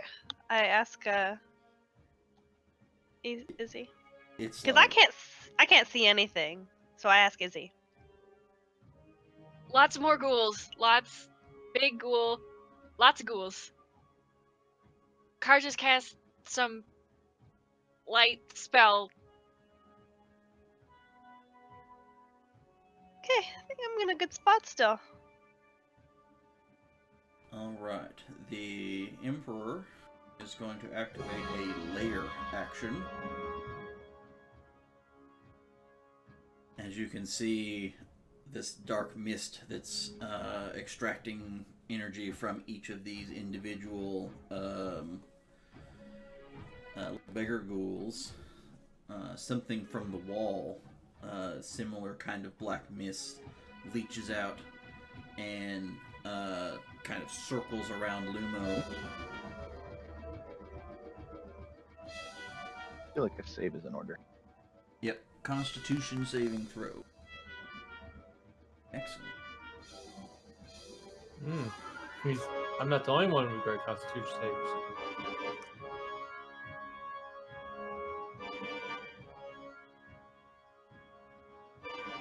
All right, and so you could feel it trying to draw energy out of you, but through sheer will, it isn't able to actually get at you, so to speak, and dissipates.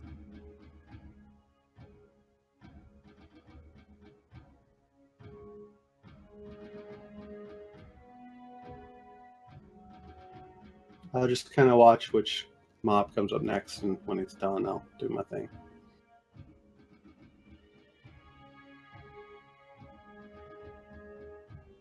This beggar ghoul is ravenously going to try to bite at Lumo. For a couple.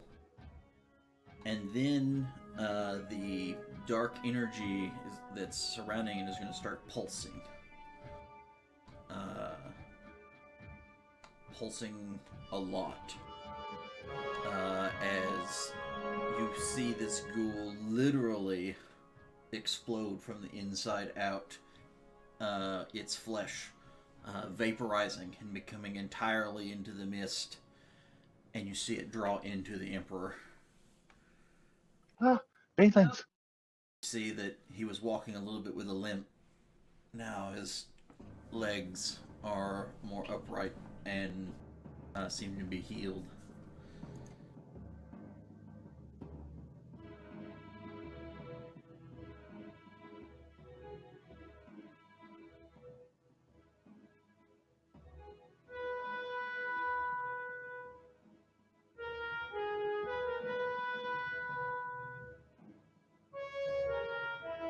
In a similar fashion, this one's going to lunge at you, trying to bite and draw some kind of energy before exploding into vapor and drawing into the Emperor.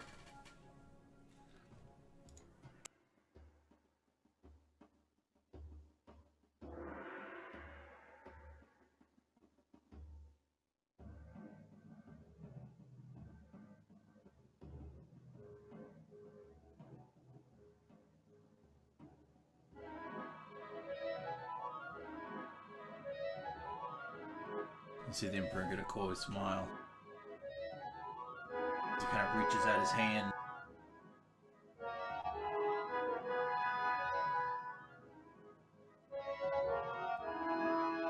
I'm going to take a legendary action to swipe at you with the claw.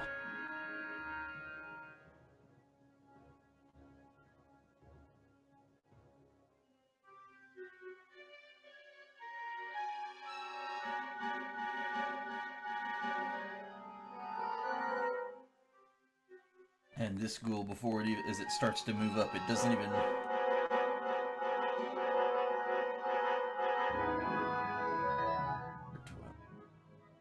So it jumped at you by... It did not explode like the other two did. And now it ends its turn inside of the dawn light.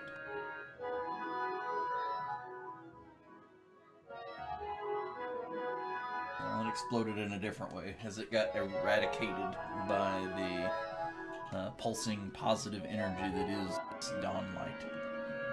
It just vaporizes.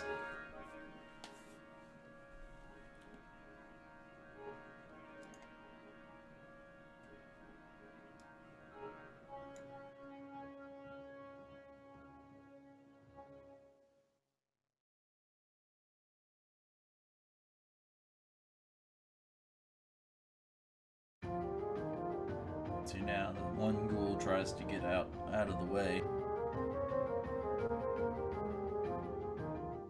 The Emperor turns and looks at the other ghoul as it was going to, as it kind of starts to move towards Steen to attack it like it has been, and then it just jerks its head around and stares at the Emperor, who just nods.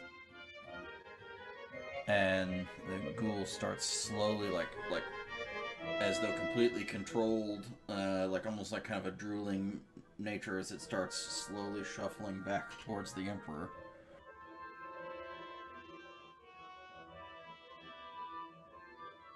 Into the sunlight.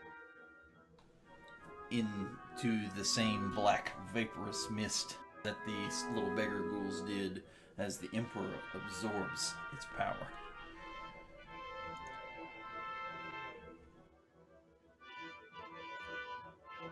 Crud.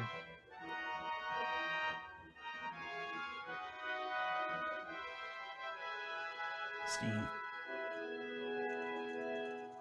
It was Five's turns, then you moved 2 into the light. Were they back to back? They're back Or to did back. you mean Yeah. to move 5?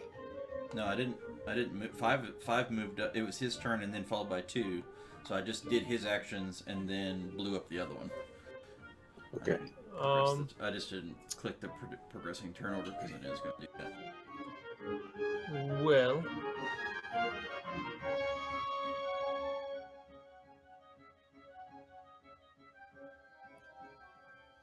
Alright.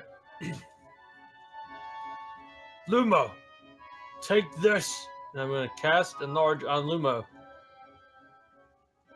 Oh, you done fucked up now, son.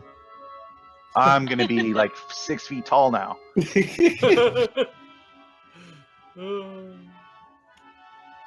Initial 1d4.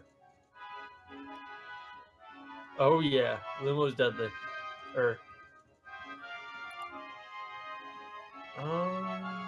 Does enlarge make them one size category larger? Yes. So yeah, now he is a medium creature. A real big, beefy medium creature. Yeah, gets increased strength, strength saving throws, I think, and I think yeah. You gotta get your whole. Yeah, you gotta get the. Yeah, exactly. Gotta show Yeah. them the pythons. And I can't remember. Do I get the extra attack? Only a cantrips, right? What abilities I that think work? it's only cantrips.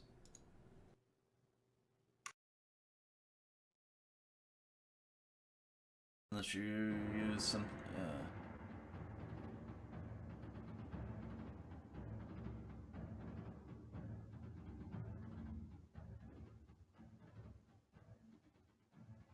Okay, only a cantrip. Do I get bonus action? Yeah. And that's the bonus action. I'm going to drink a potion.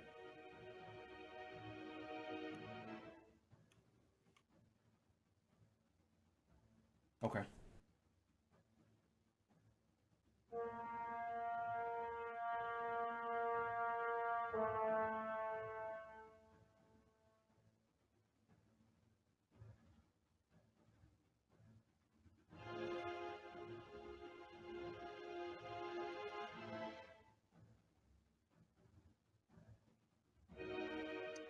All right, this guy wants to be a wall, so I'm gonna let him be a wall because maybe he'll be easier to hit.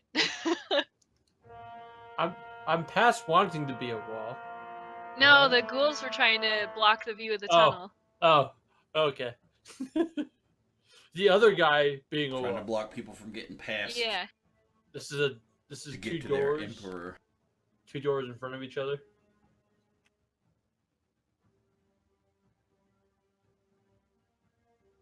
Dink. Yay! And he's next Dink to me. becomes the Gadoosh cannon. It's Gadoosh cannon of. What? Yeah! Well, killed it. Still plenty, but WTFs are in order. Man, when it comes to Tigra, ones are not the loneliest number. And I'm gonna skip around to here, just staying sort of near the wall. You still have to kind of adjust your light, your eyes a little still. This is pretty intense here in this radius. I believe he's out of my regular dagger range, but I'm still gonna chuck it at him just to try. Okay, yeah.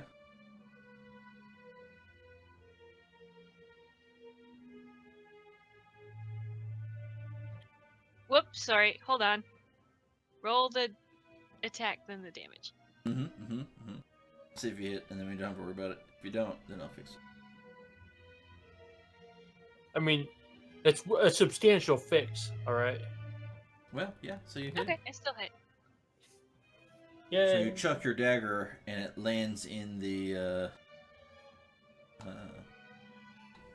emperor, who just, kind of shrugs it off. But you see, actually, no, wait a minute, he's got mirror image on, so we have to double check. Roll a d20. Oh, right.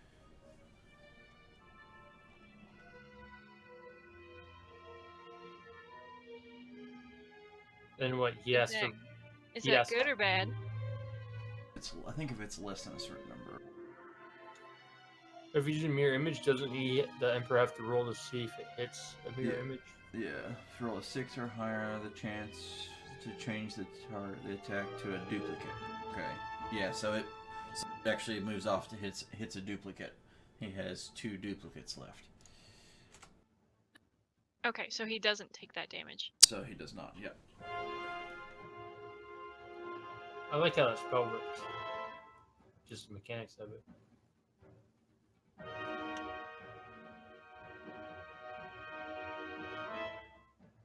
Yeah, maybe stand. I gotta get to my sword.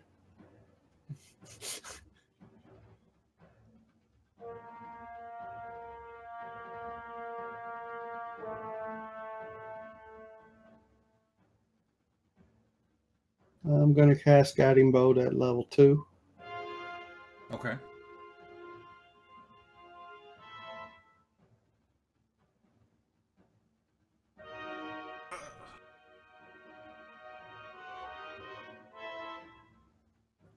The rolls.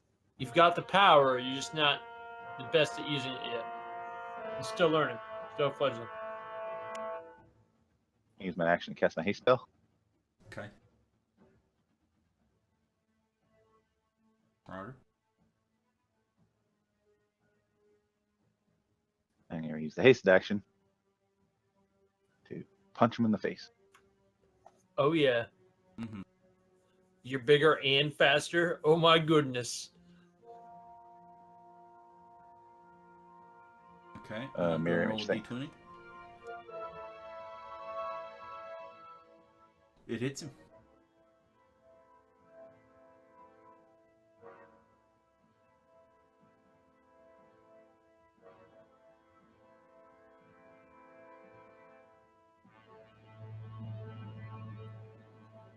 Did you get the bonus from me? Is that what Yes, the it is. one is? Yep. Okay. He's going to use a legendary resistance to Of make course. that save. All right. Rolled a natural 1 on that. Sucks for him. One's for everybody. Do a couple extra attacks here. Okay. Okay, so before we hit the damage on the next one, so when you punched him, you could see, like when it actually hit him, you could see that black energy kind of come from him, like emanating off of his armor, and it kind of grabs onto you, like almost like not really grabs onto you, but more like kind of lashes out at you like a whip. And you take 4 points of necrotic damage.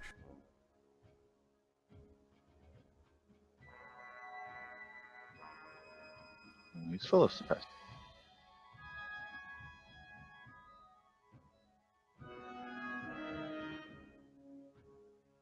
Okay, well, sucks to be him because I missed the next 2 attacks. So, Uh-huh.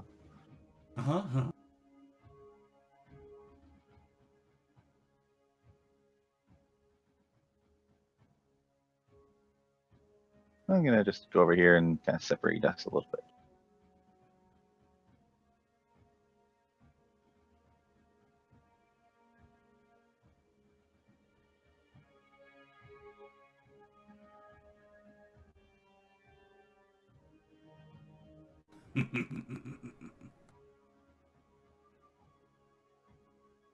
You will stop.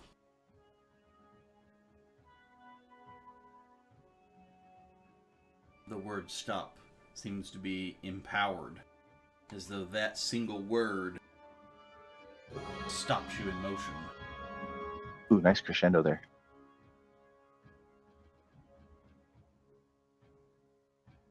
And you're stunned. Oh, powered stun. You motherfucker. Damn!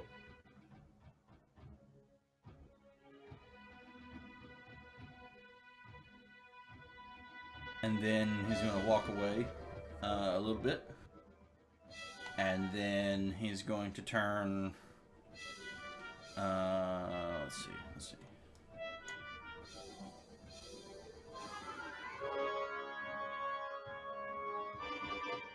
Okay, and then he's going to cast Magic Missile.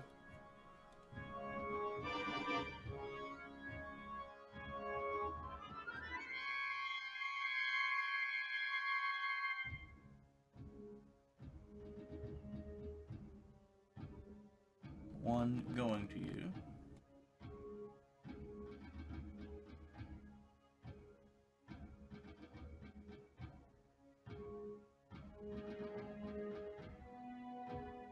And two going to Izzy.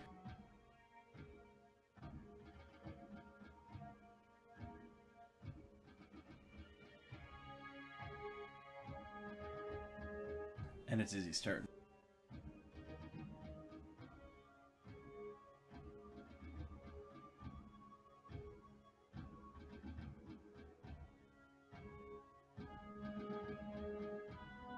I'm gonna chuck some daggers at him. Okay.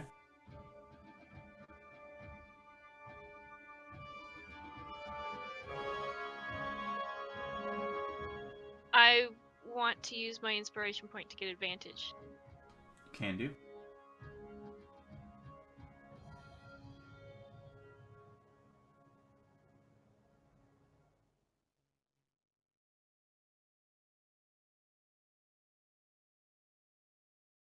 Ooh, yeah, that'll hit.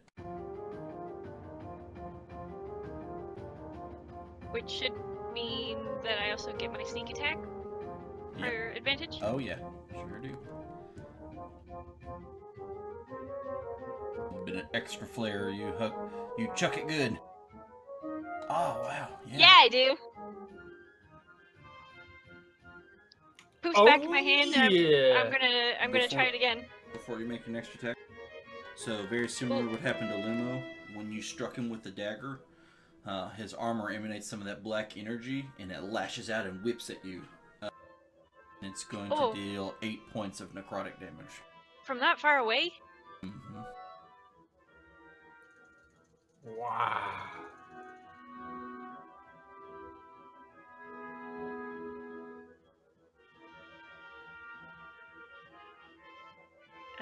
Yep, I'm gonna do it anyway.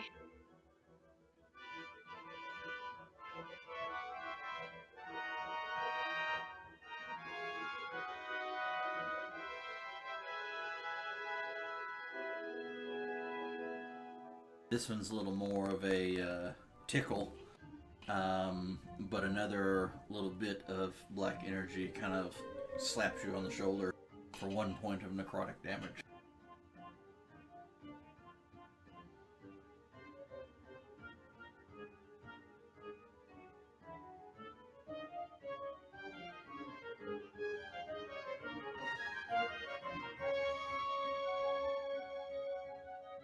And I'm just gonna start moving kind of to try and put myself between Lumo and him, but I don't think I have enough movement to get there quite.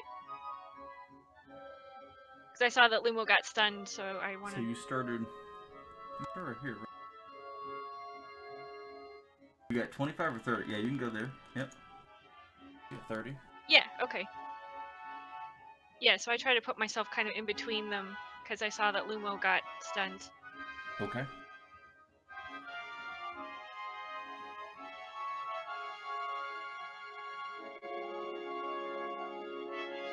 You. Well, I squeeze past Car and come beside Steen, and I look around him and I see that Izzy said there was a bunch of them, and now there's only one. And so I'm very, very concerned because what happened to the rest of them? All these lies.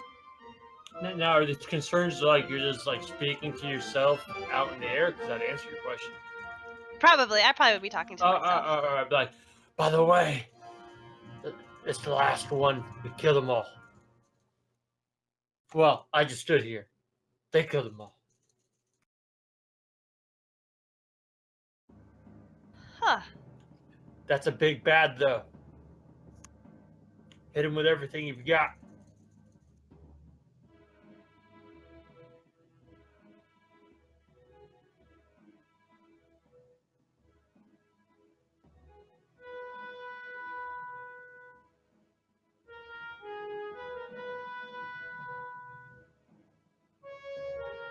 If you have a chance, top me off.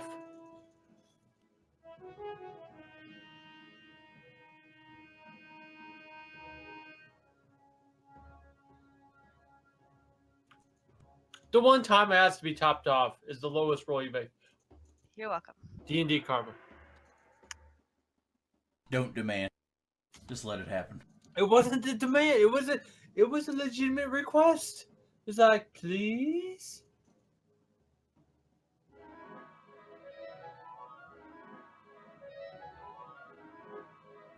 All right, so I see this one guy by himself, and I make fun of him standing by himself. Oh, look who's so lonely. Where'd all your friends go? Thought you were Mr. Popular. Haven't you? Yeah, essentially.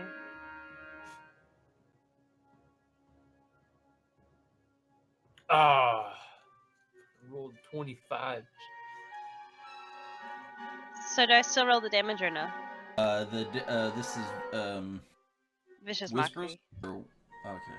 Vicious mockery. I don't know if it's damage for half. It's save for half. Or...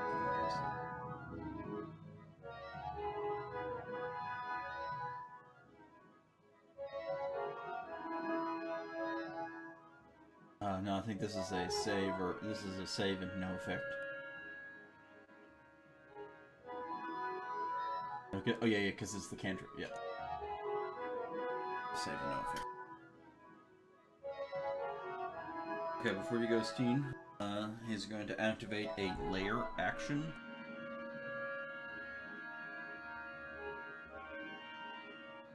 I feel very specifically targeted as my character. Because it's always, hold on, Steen. He's got to do something bad. Not just you. 3 for 3. All right.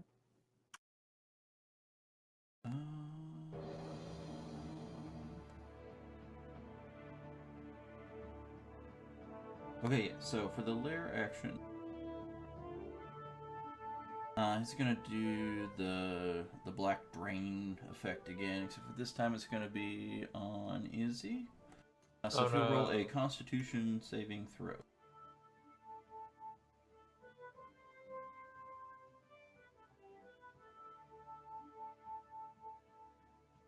See the black mist come from the wall. Let me drain out some of your energy.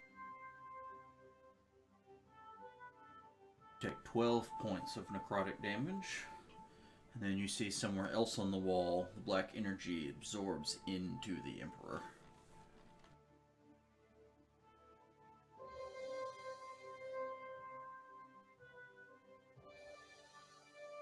Okay, Steen, you go. Okay.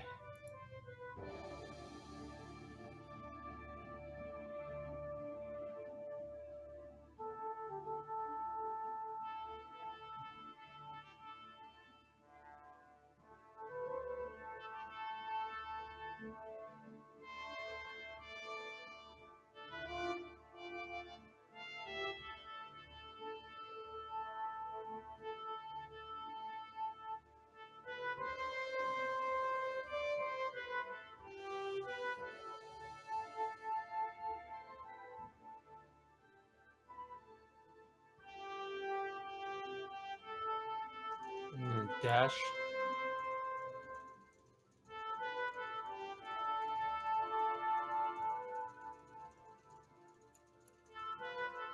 Behind him.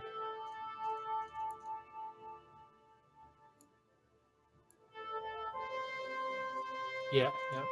I have enough space and enough distance to get around him without getting in range. Yes. And going dashing for the dash. Bonus action. That's it. Alright. At the end of your turn, he's going to use a legendary action to cast a spell. I want to listen to this spell. I don't know if you can see my eyes right now. Okay, this is arcane in nature, so if you want to kind of identify what he's casting, Yeah. roll the Arcana check.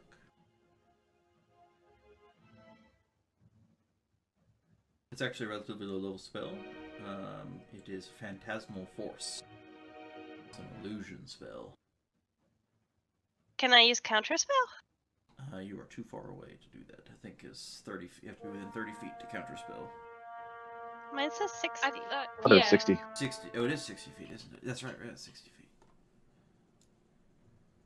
Kind of the point of me moving a little closer. Yeah. No, you can do that.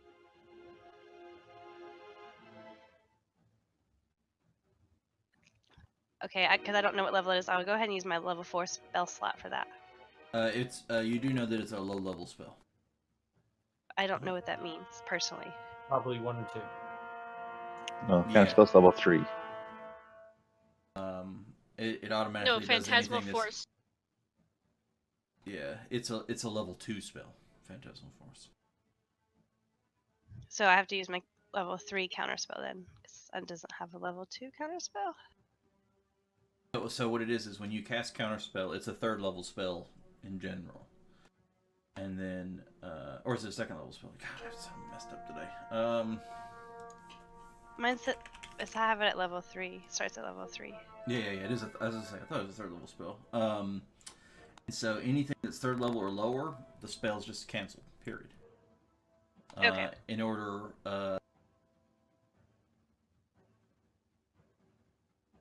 So the high you can use a higher level spell slot to increase that from 3rd level or lower to whatever spell slot you use or lower.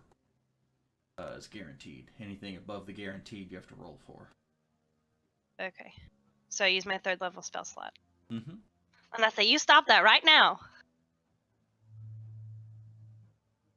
That's right, you school him. Or it. I don't know yet.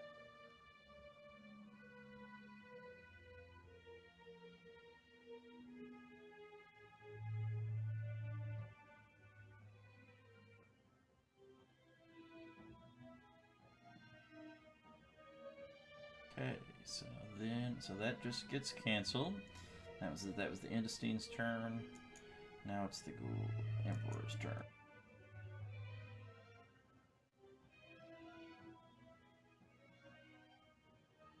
I'll have you know, little one, that I'm accustomed to doing whatever the hell I want. Oh, damn! He begins to cast another spell.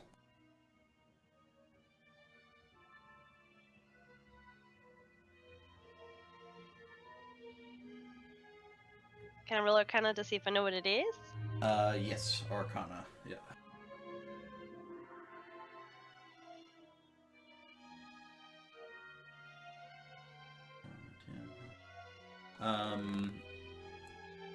You have a pretty good idea that if it was 6th level or lower, you would know what it is. But you don't know what it is. Oh, You've great. seen something similar to it, some of these ruminations before, but you don't actually know the details of that particular spell.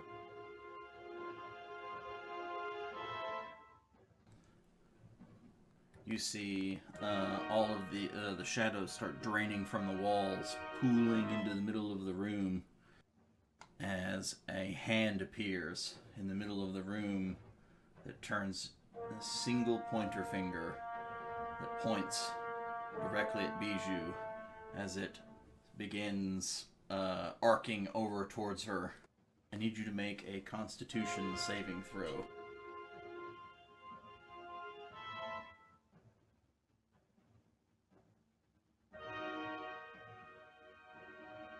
That's pretty clutch. I take both my arms and cover my face. Wow. I did not know Bijou had a +6 constitution. Holy shit. That was so clutch because without halving that damage, you would have got one shot. By finger Holy death, crap. Oh, finger. Oh, wow. which would have turned you into a ghoul. Holy crap! Ouch.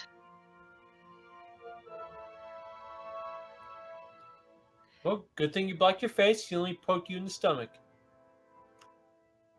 Lumo. Do I have to roll another one to keep my aura vitality?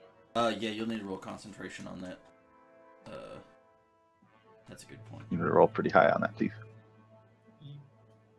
Is that in abilities? I'm Yes. sorry. It's a Constitution saving throw. Yeah, but you have to roll another one. Unless you Okay. have anything special that boosts it. Which you needed a 17 or higher. You got an 18. So you get to actually keep Aura Vitality. Yay! Discord hates me today. Apparently. You're not the only one. Apparently it's Yeah. a little, it's having symptoms, like you are. Sick. Sick. You've given Discord a virus. Probably. Alright, Lumo. You're stunned. But at the end of your turn, you can make a Constitution save against a spell. So I don't know if you have any advantages or anything like that for those. Oh, not for that one. So, yep. You are stunned. You remain stunned. Let's say that his actions are stunning.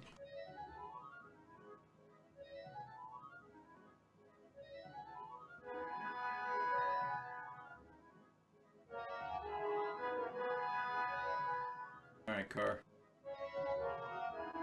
What's happening? I can move the sun around quite a bit as my bonus action. Yeah, you sure can. I'm just putting my sword back because they were apparently centered. Oh, yeah. It's hard to... I understand moving all that stuff. Okay, so, Now more words for my action. Pull this rabbit out of my hat. Oh, Yay, it's so rabbit. cute. Could have done that when I was hungry. Ice storm. Ooh, okay. Yeah, Ice Storm.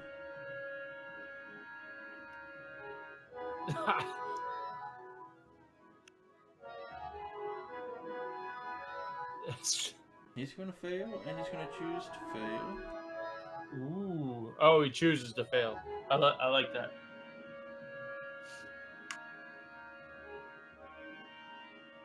You know, take a long nap in this little cave we just moved down after this. Wait a second.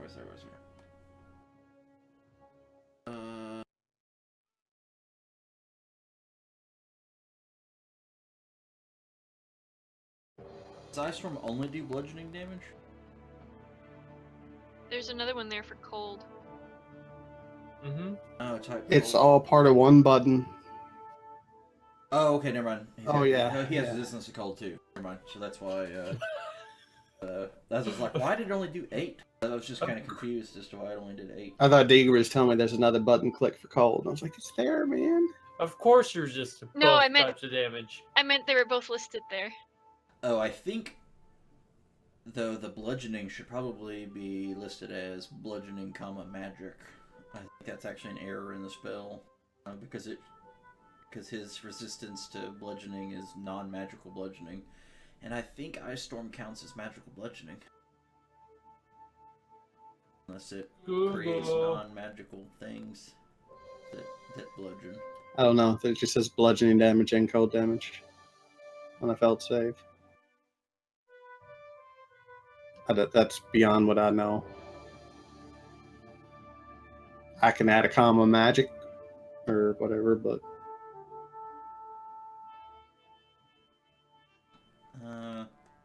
I'm gonna go ahead and just add a couple of points of damage to it. oh, and he dies. It was right at the thing. It was a good call. Yeah. And then I'll look into it later to see if it's broken or if I'm just not thinking about it right. Or Okay. is it type conjuration? That spell. Evocation. Okay, yeah, then it's probably should be magic. So yeah. Anyway, I'll add a couple more to it. And how far away are you? You're 45 away. No, I'm 70 away right now. I moved the fuck you're way back. far away. And I'm out of line of sight. No, it's just a matter of when you cast the spell that did damage. If you were within range of his retaliation type thing.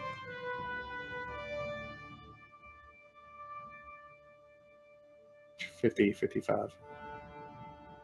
It's within 60. Yeah, so you will take 3 points of necrotic damage from a lash from a shadow lash. If you Okay. we'll go ahead and mark that for yourself. Yeah, I'll do that.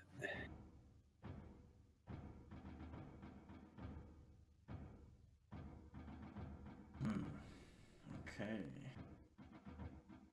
Emperor goes first, which is actually, you'd think that'd be disadvantage to you, but because he went early, he didn't actually use all of his legendary actions for the last turn, so he didn't actually lose his add-on action economy by going first.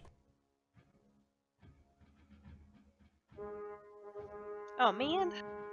Darn, huh? Just darn.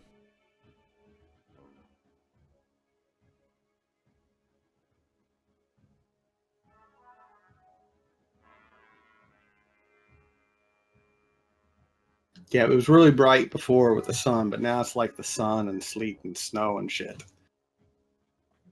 You know, just the summer rain.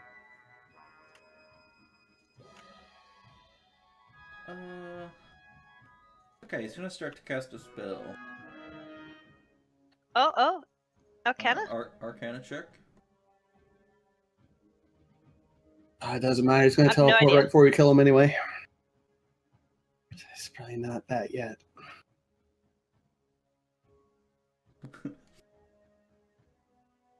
Let me see 1 second. Now, the way spellcasting works, if I was in melee with him, would he have had disadvantage on these spellcasts? If It it's a was spell an attack. It's a spell Oh. attack, yeah. Okay. If it was a ranged spell attack. Okay. specifically. If it's a melee spell attack, then no. You don't recognize it right at first until it actually starts going off. It wouldn't be enough time to counterspell it, but you do recognize it as he's casting Dimension Door. Oh no, Dimension Door!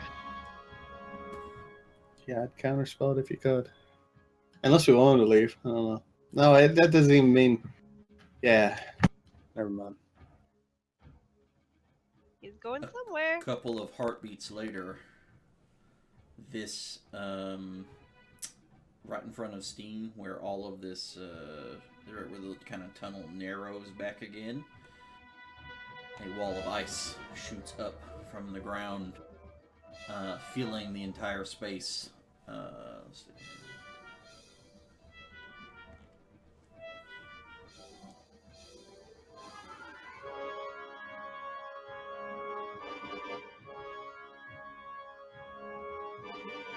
I need Steen to make a dexterity saving throw.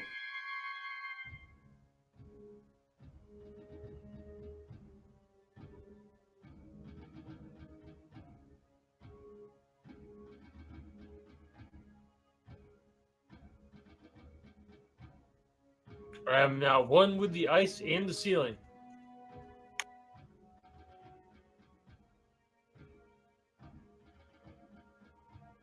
as it comes up from underneath, you get caught by the edge of the wall as it goes and it slams up into the wall.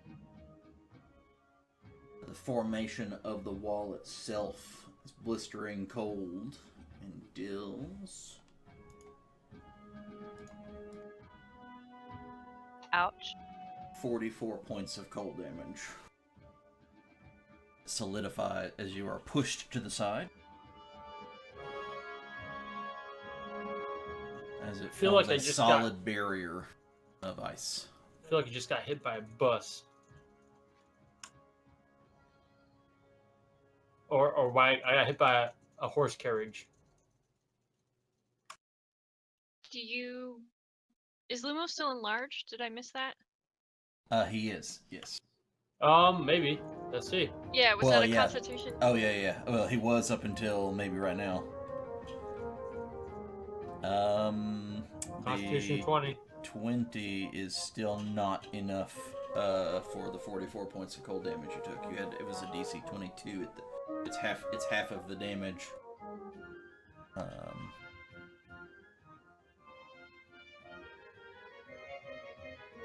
No, he is no longer enlarged. But do it become unstunned?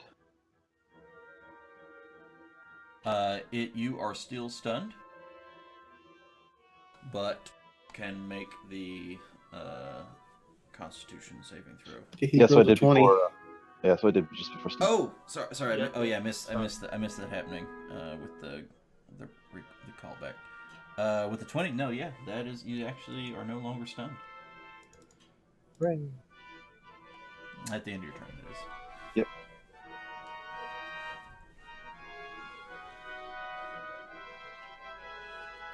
Well, I look at the wall like it's my worst freaking enemy. And look around and go, crap, he's gone. And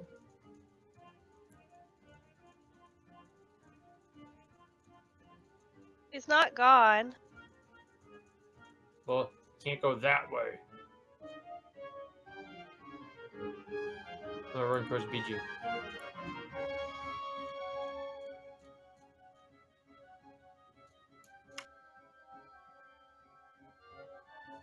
And action. Drink another potion.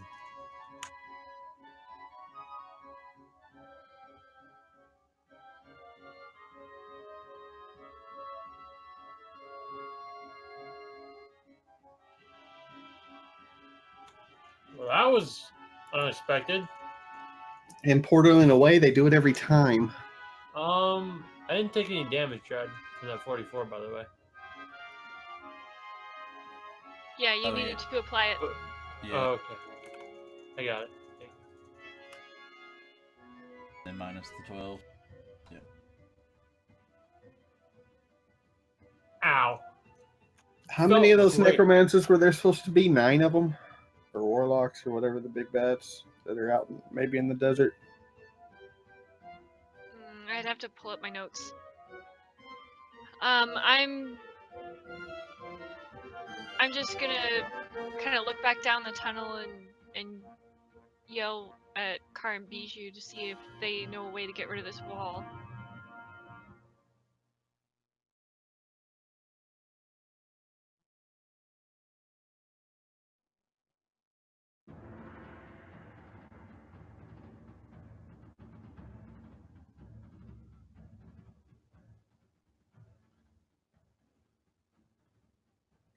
No answer. Light a fire? What wall? There's an ice wall here. He blocked off the exit. He retreated. He ran away. I'm going to use my bonus action to turn my shape-shifting weapon into a war pick. Ooh, okay, yeah.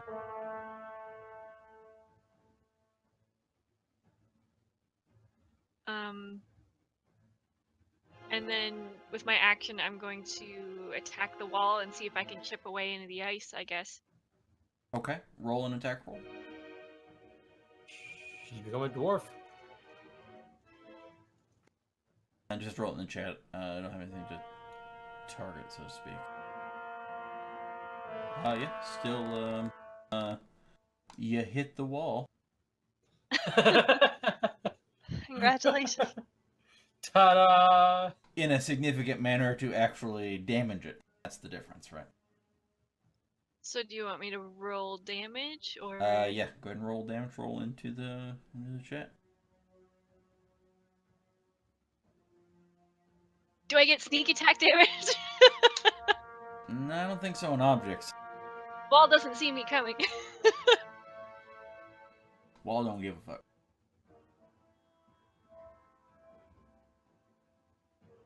I didn't do very much damage with that sneak attack. That's it. You do notice that you break off a huge chunk of it Hey! here in this particular section. Something, actually more than you expected. For just picking into it with ice, into the ice. A couple of feet chunk falls off and dissipates. Oh. Strong this one is.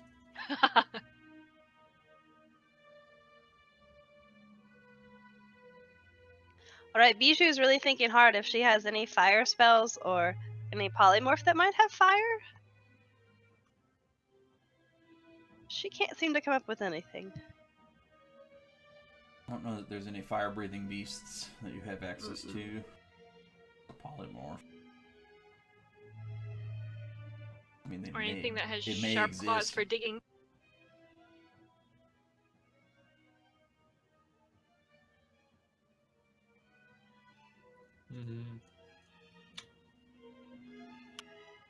I don't have anything that can destroy it.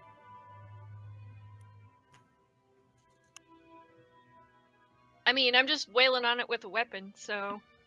Yeah, I got a shield, big flat blunt weapon.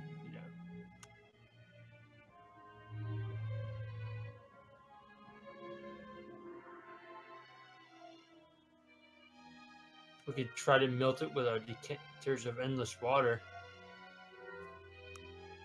Hydroblast it. That's about all the good I can do. I'll take it. Not gonna argue.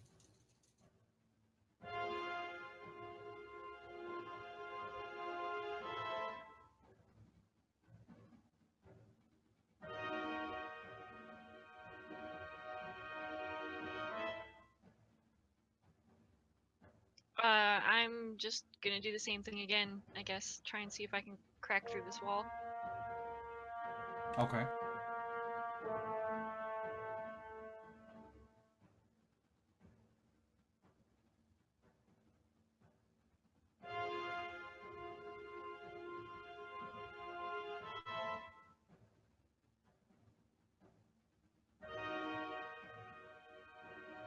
Yeah, another couple of feet section you've managed to dig out.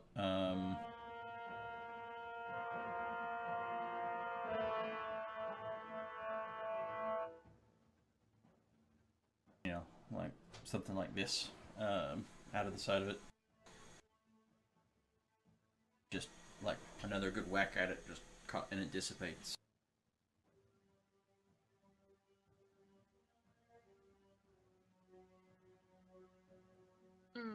I can't use that one as an offhand as well, but I guess that's all I'm doing.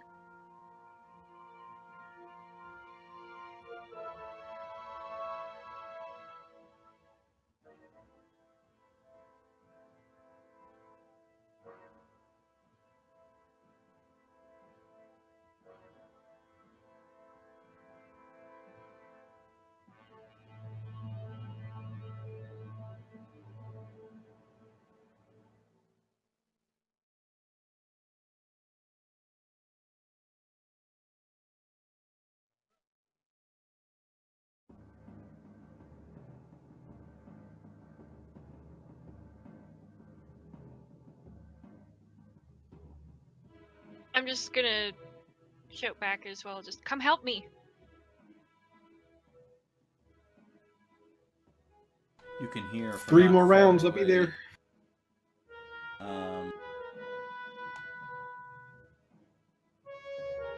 like a raspy inhaling, but like deep inhaling breaths,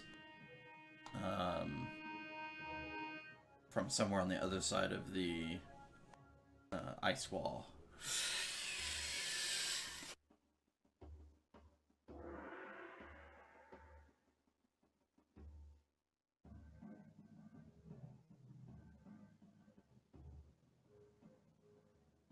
Feel the cavern around you kind of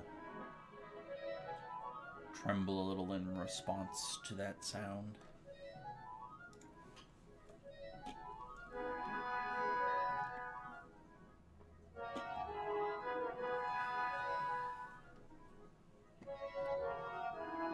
Okay, ice wall is. Ice wall is like exactly along, like you're standing in the middle of the ice wall. Everything that's in between the two straight line connectors. She's kind of dug out the semicircle a bit. Alright, well, I'm gonna start punching some ice.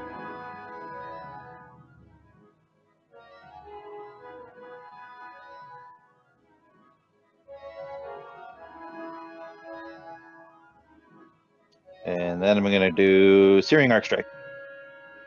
Okay. Okay. Yes. Okay. So your 2 hits, your 2 consecutive punches together knock out another chunk of wall.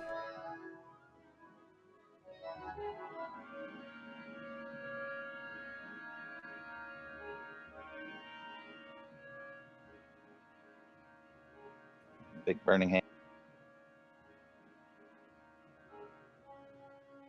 The fire melts away the ice visibly and then causes it to crack and large chunks of it to fall off.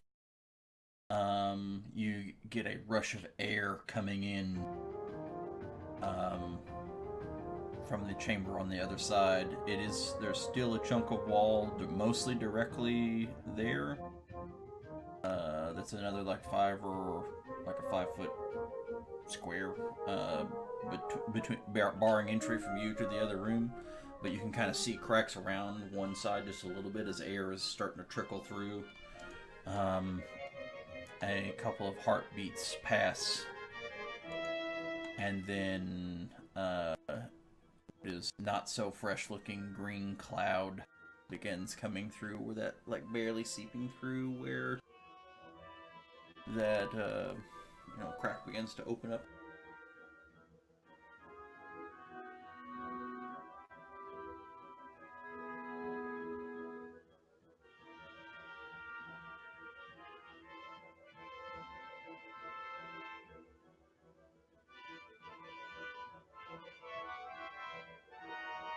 There's so many circles.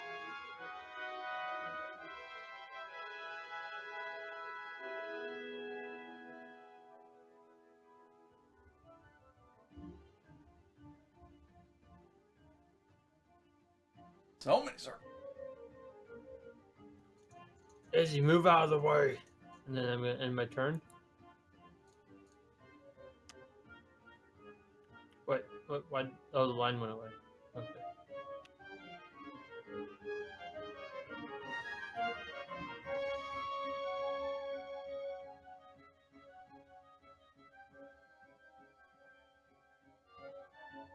Trying to condense it down a little bit.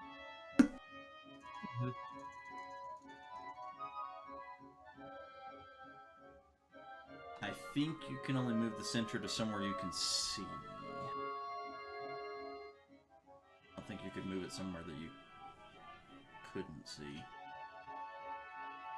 Yeah. Mm-hmm.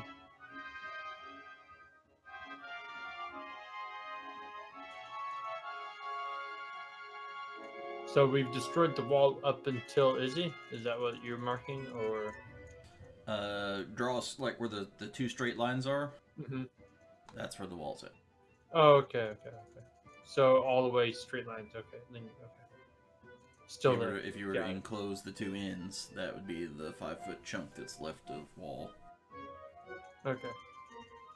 Well, after he goes, can we all just say we all attack the wall and like, skip go around?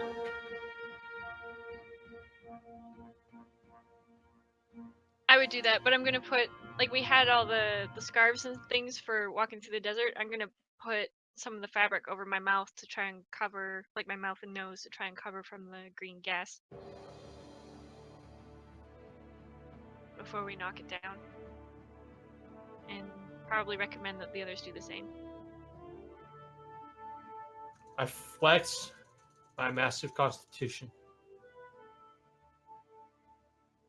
I really don't want to skip too much, honestly, because it might only take one person to knock it down. It might take 2, and then also he's doing things. Right, fair. Mm-hmm.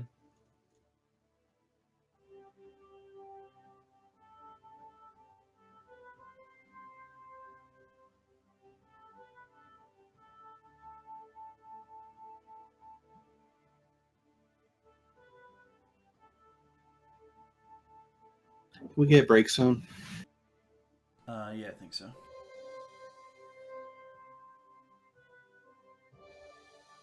We could do one right now, actually. That would probably be a Yeah, good that'd be good. pause time, honestly.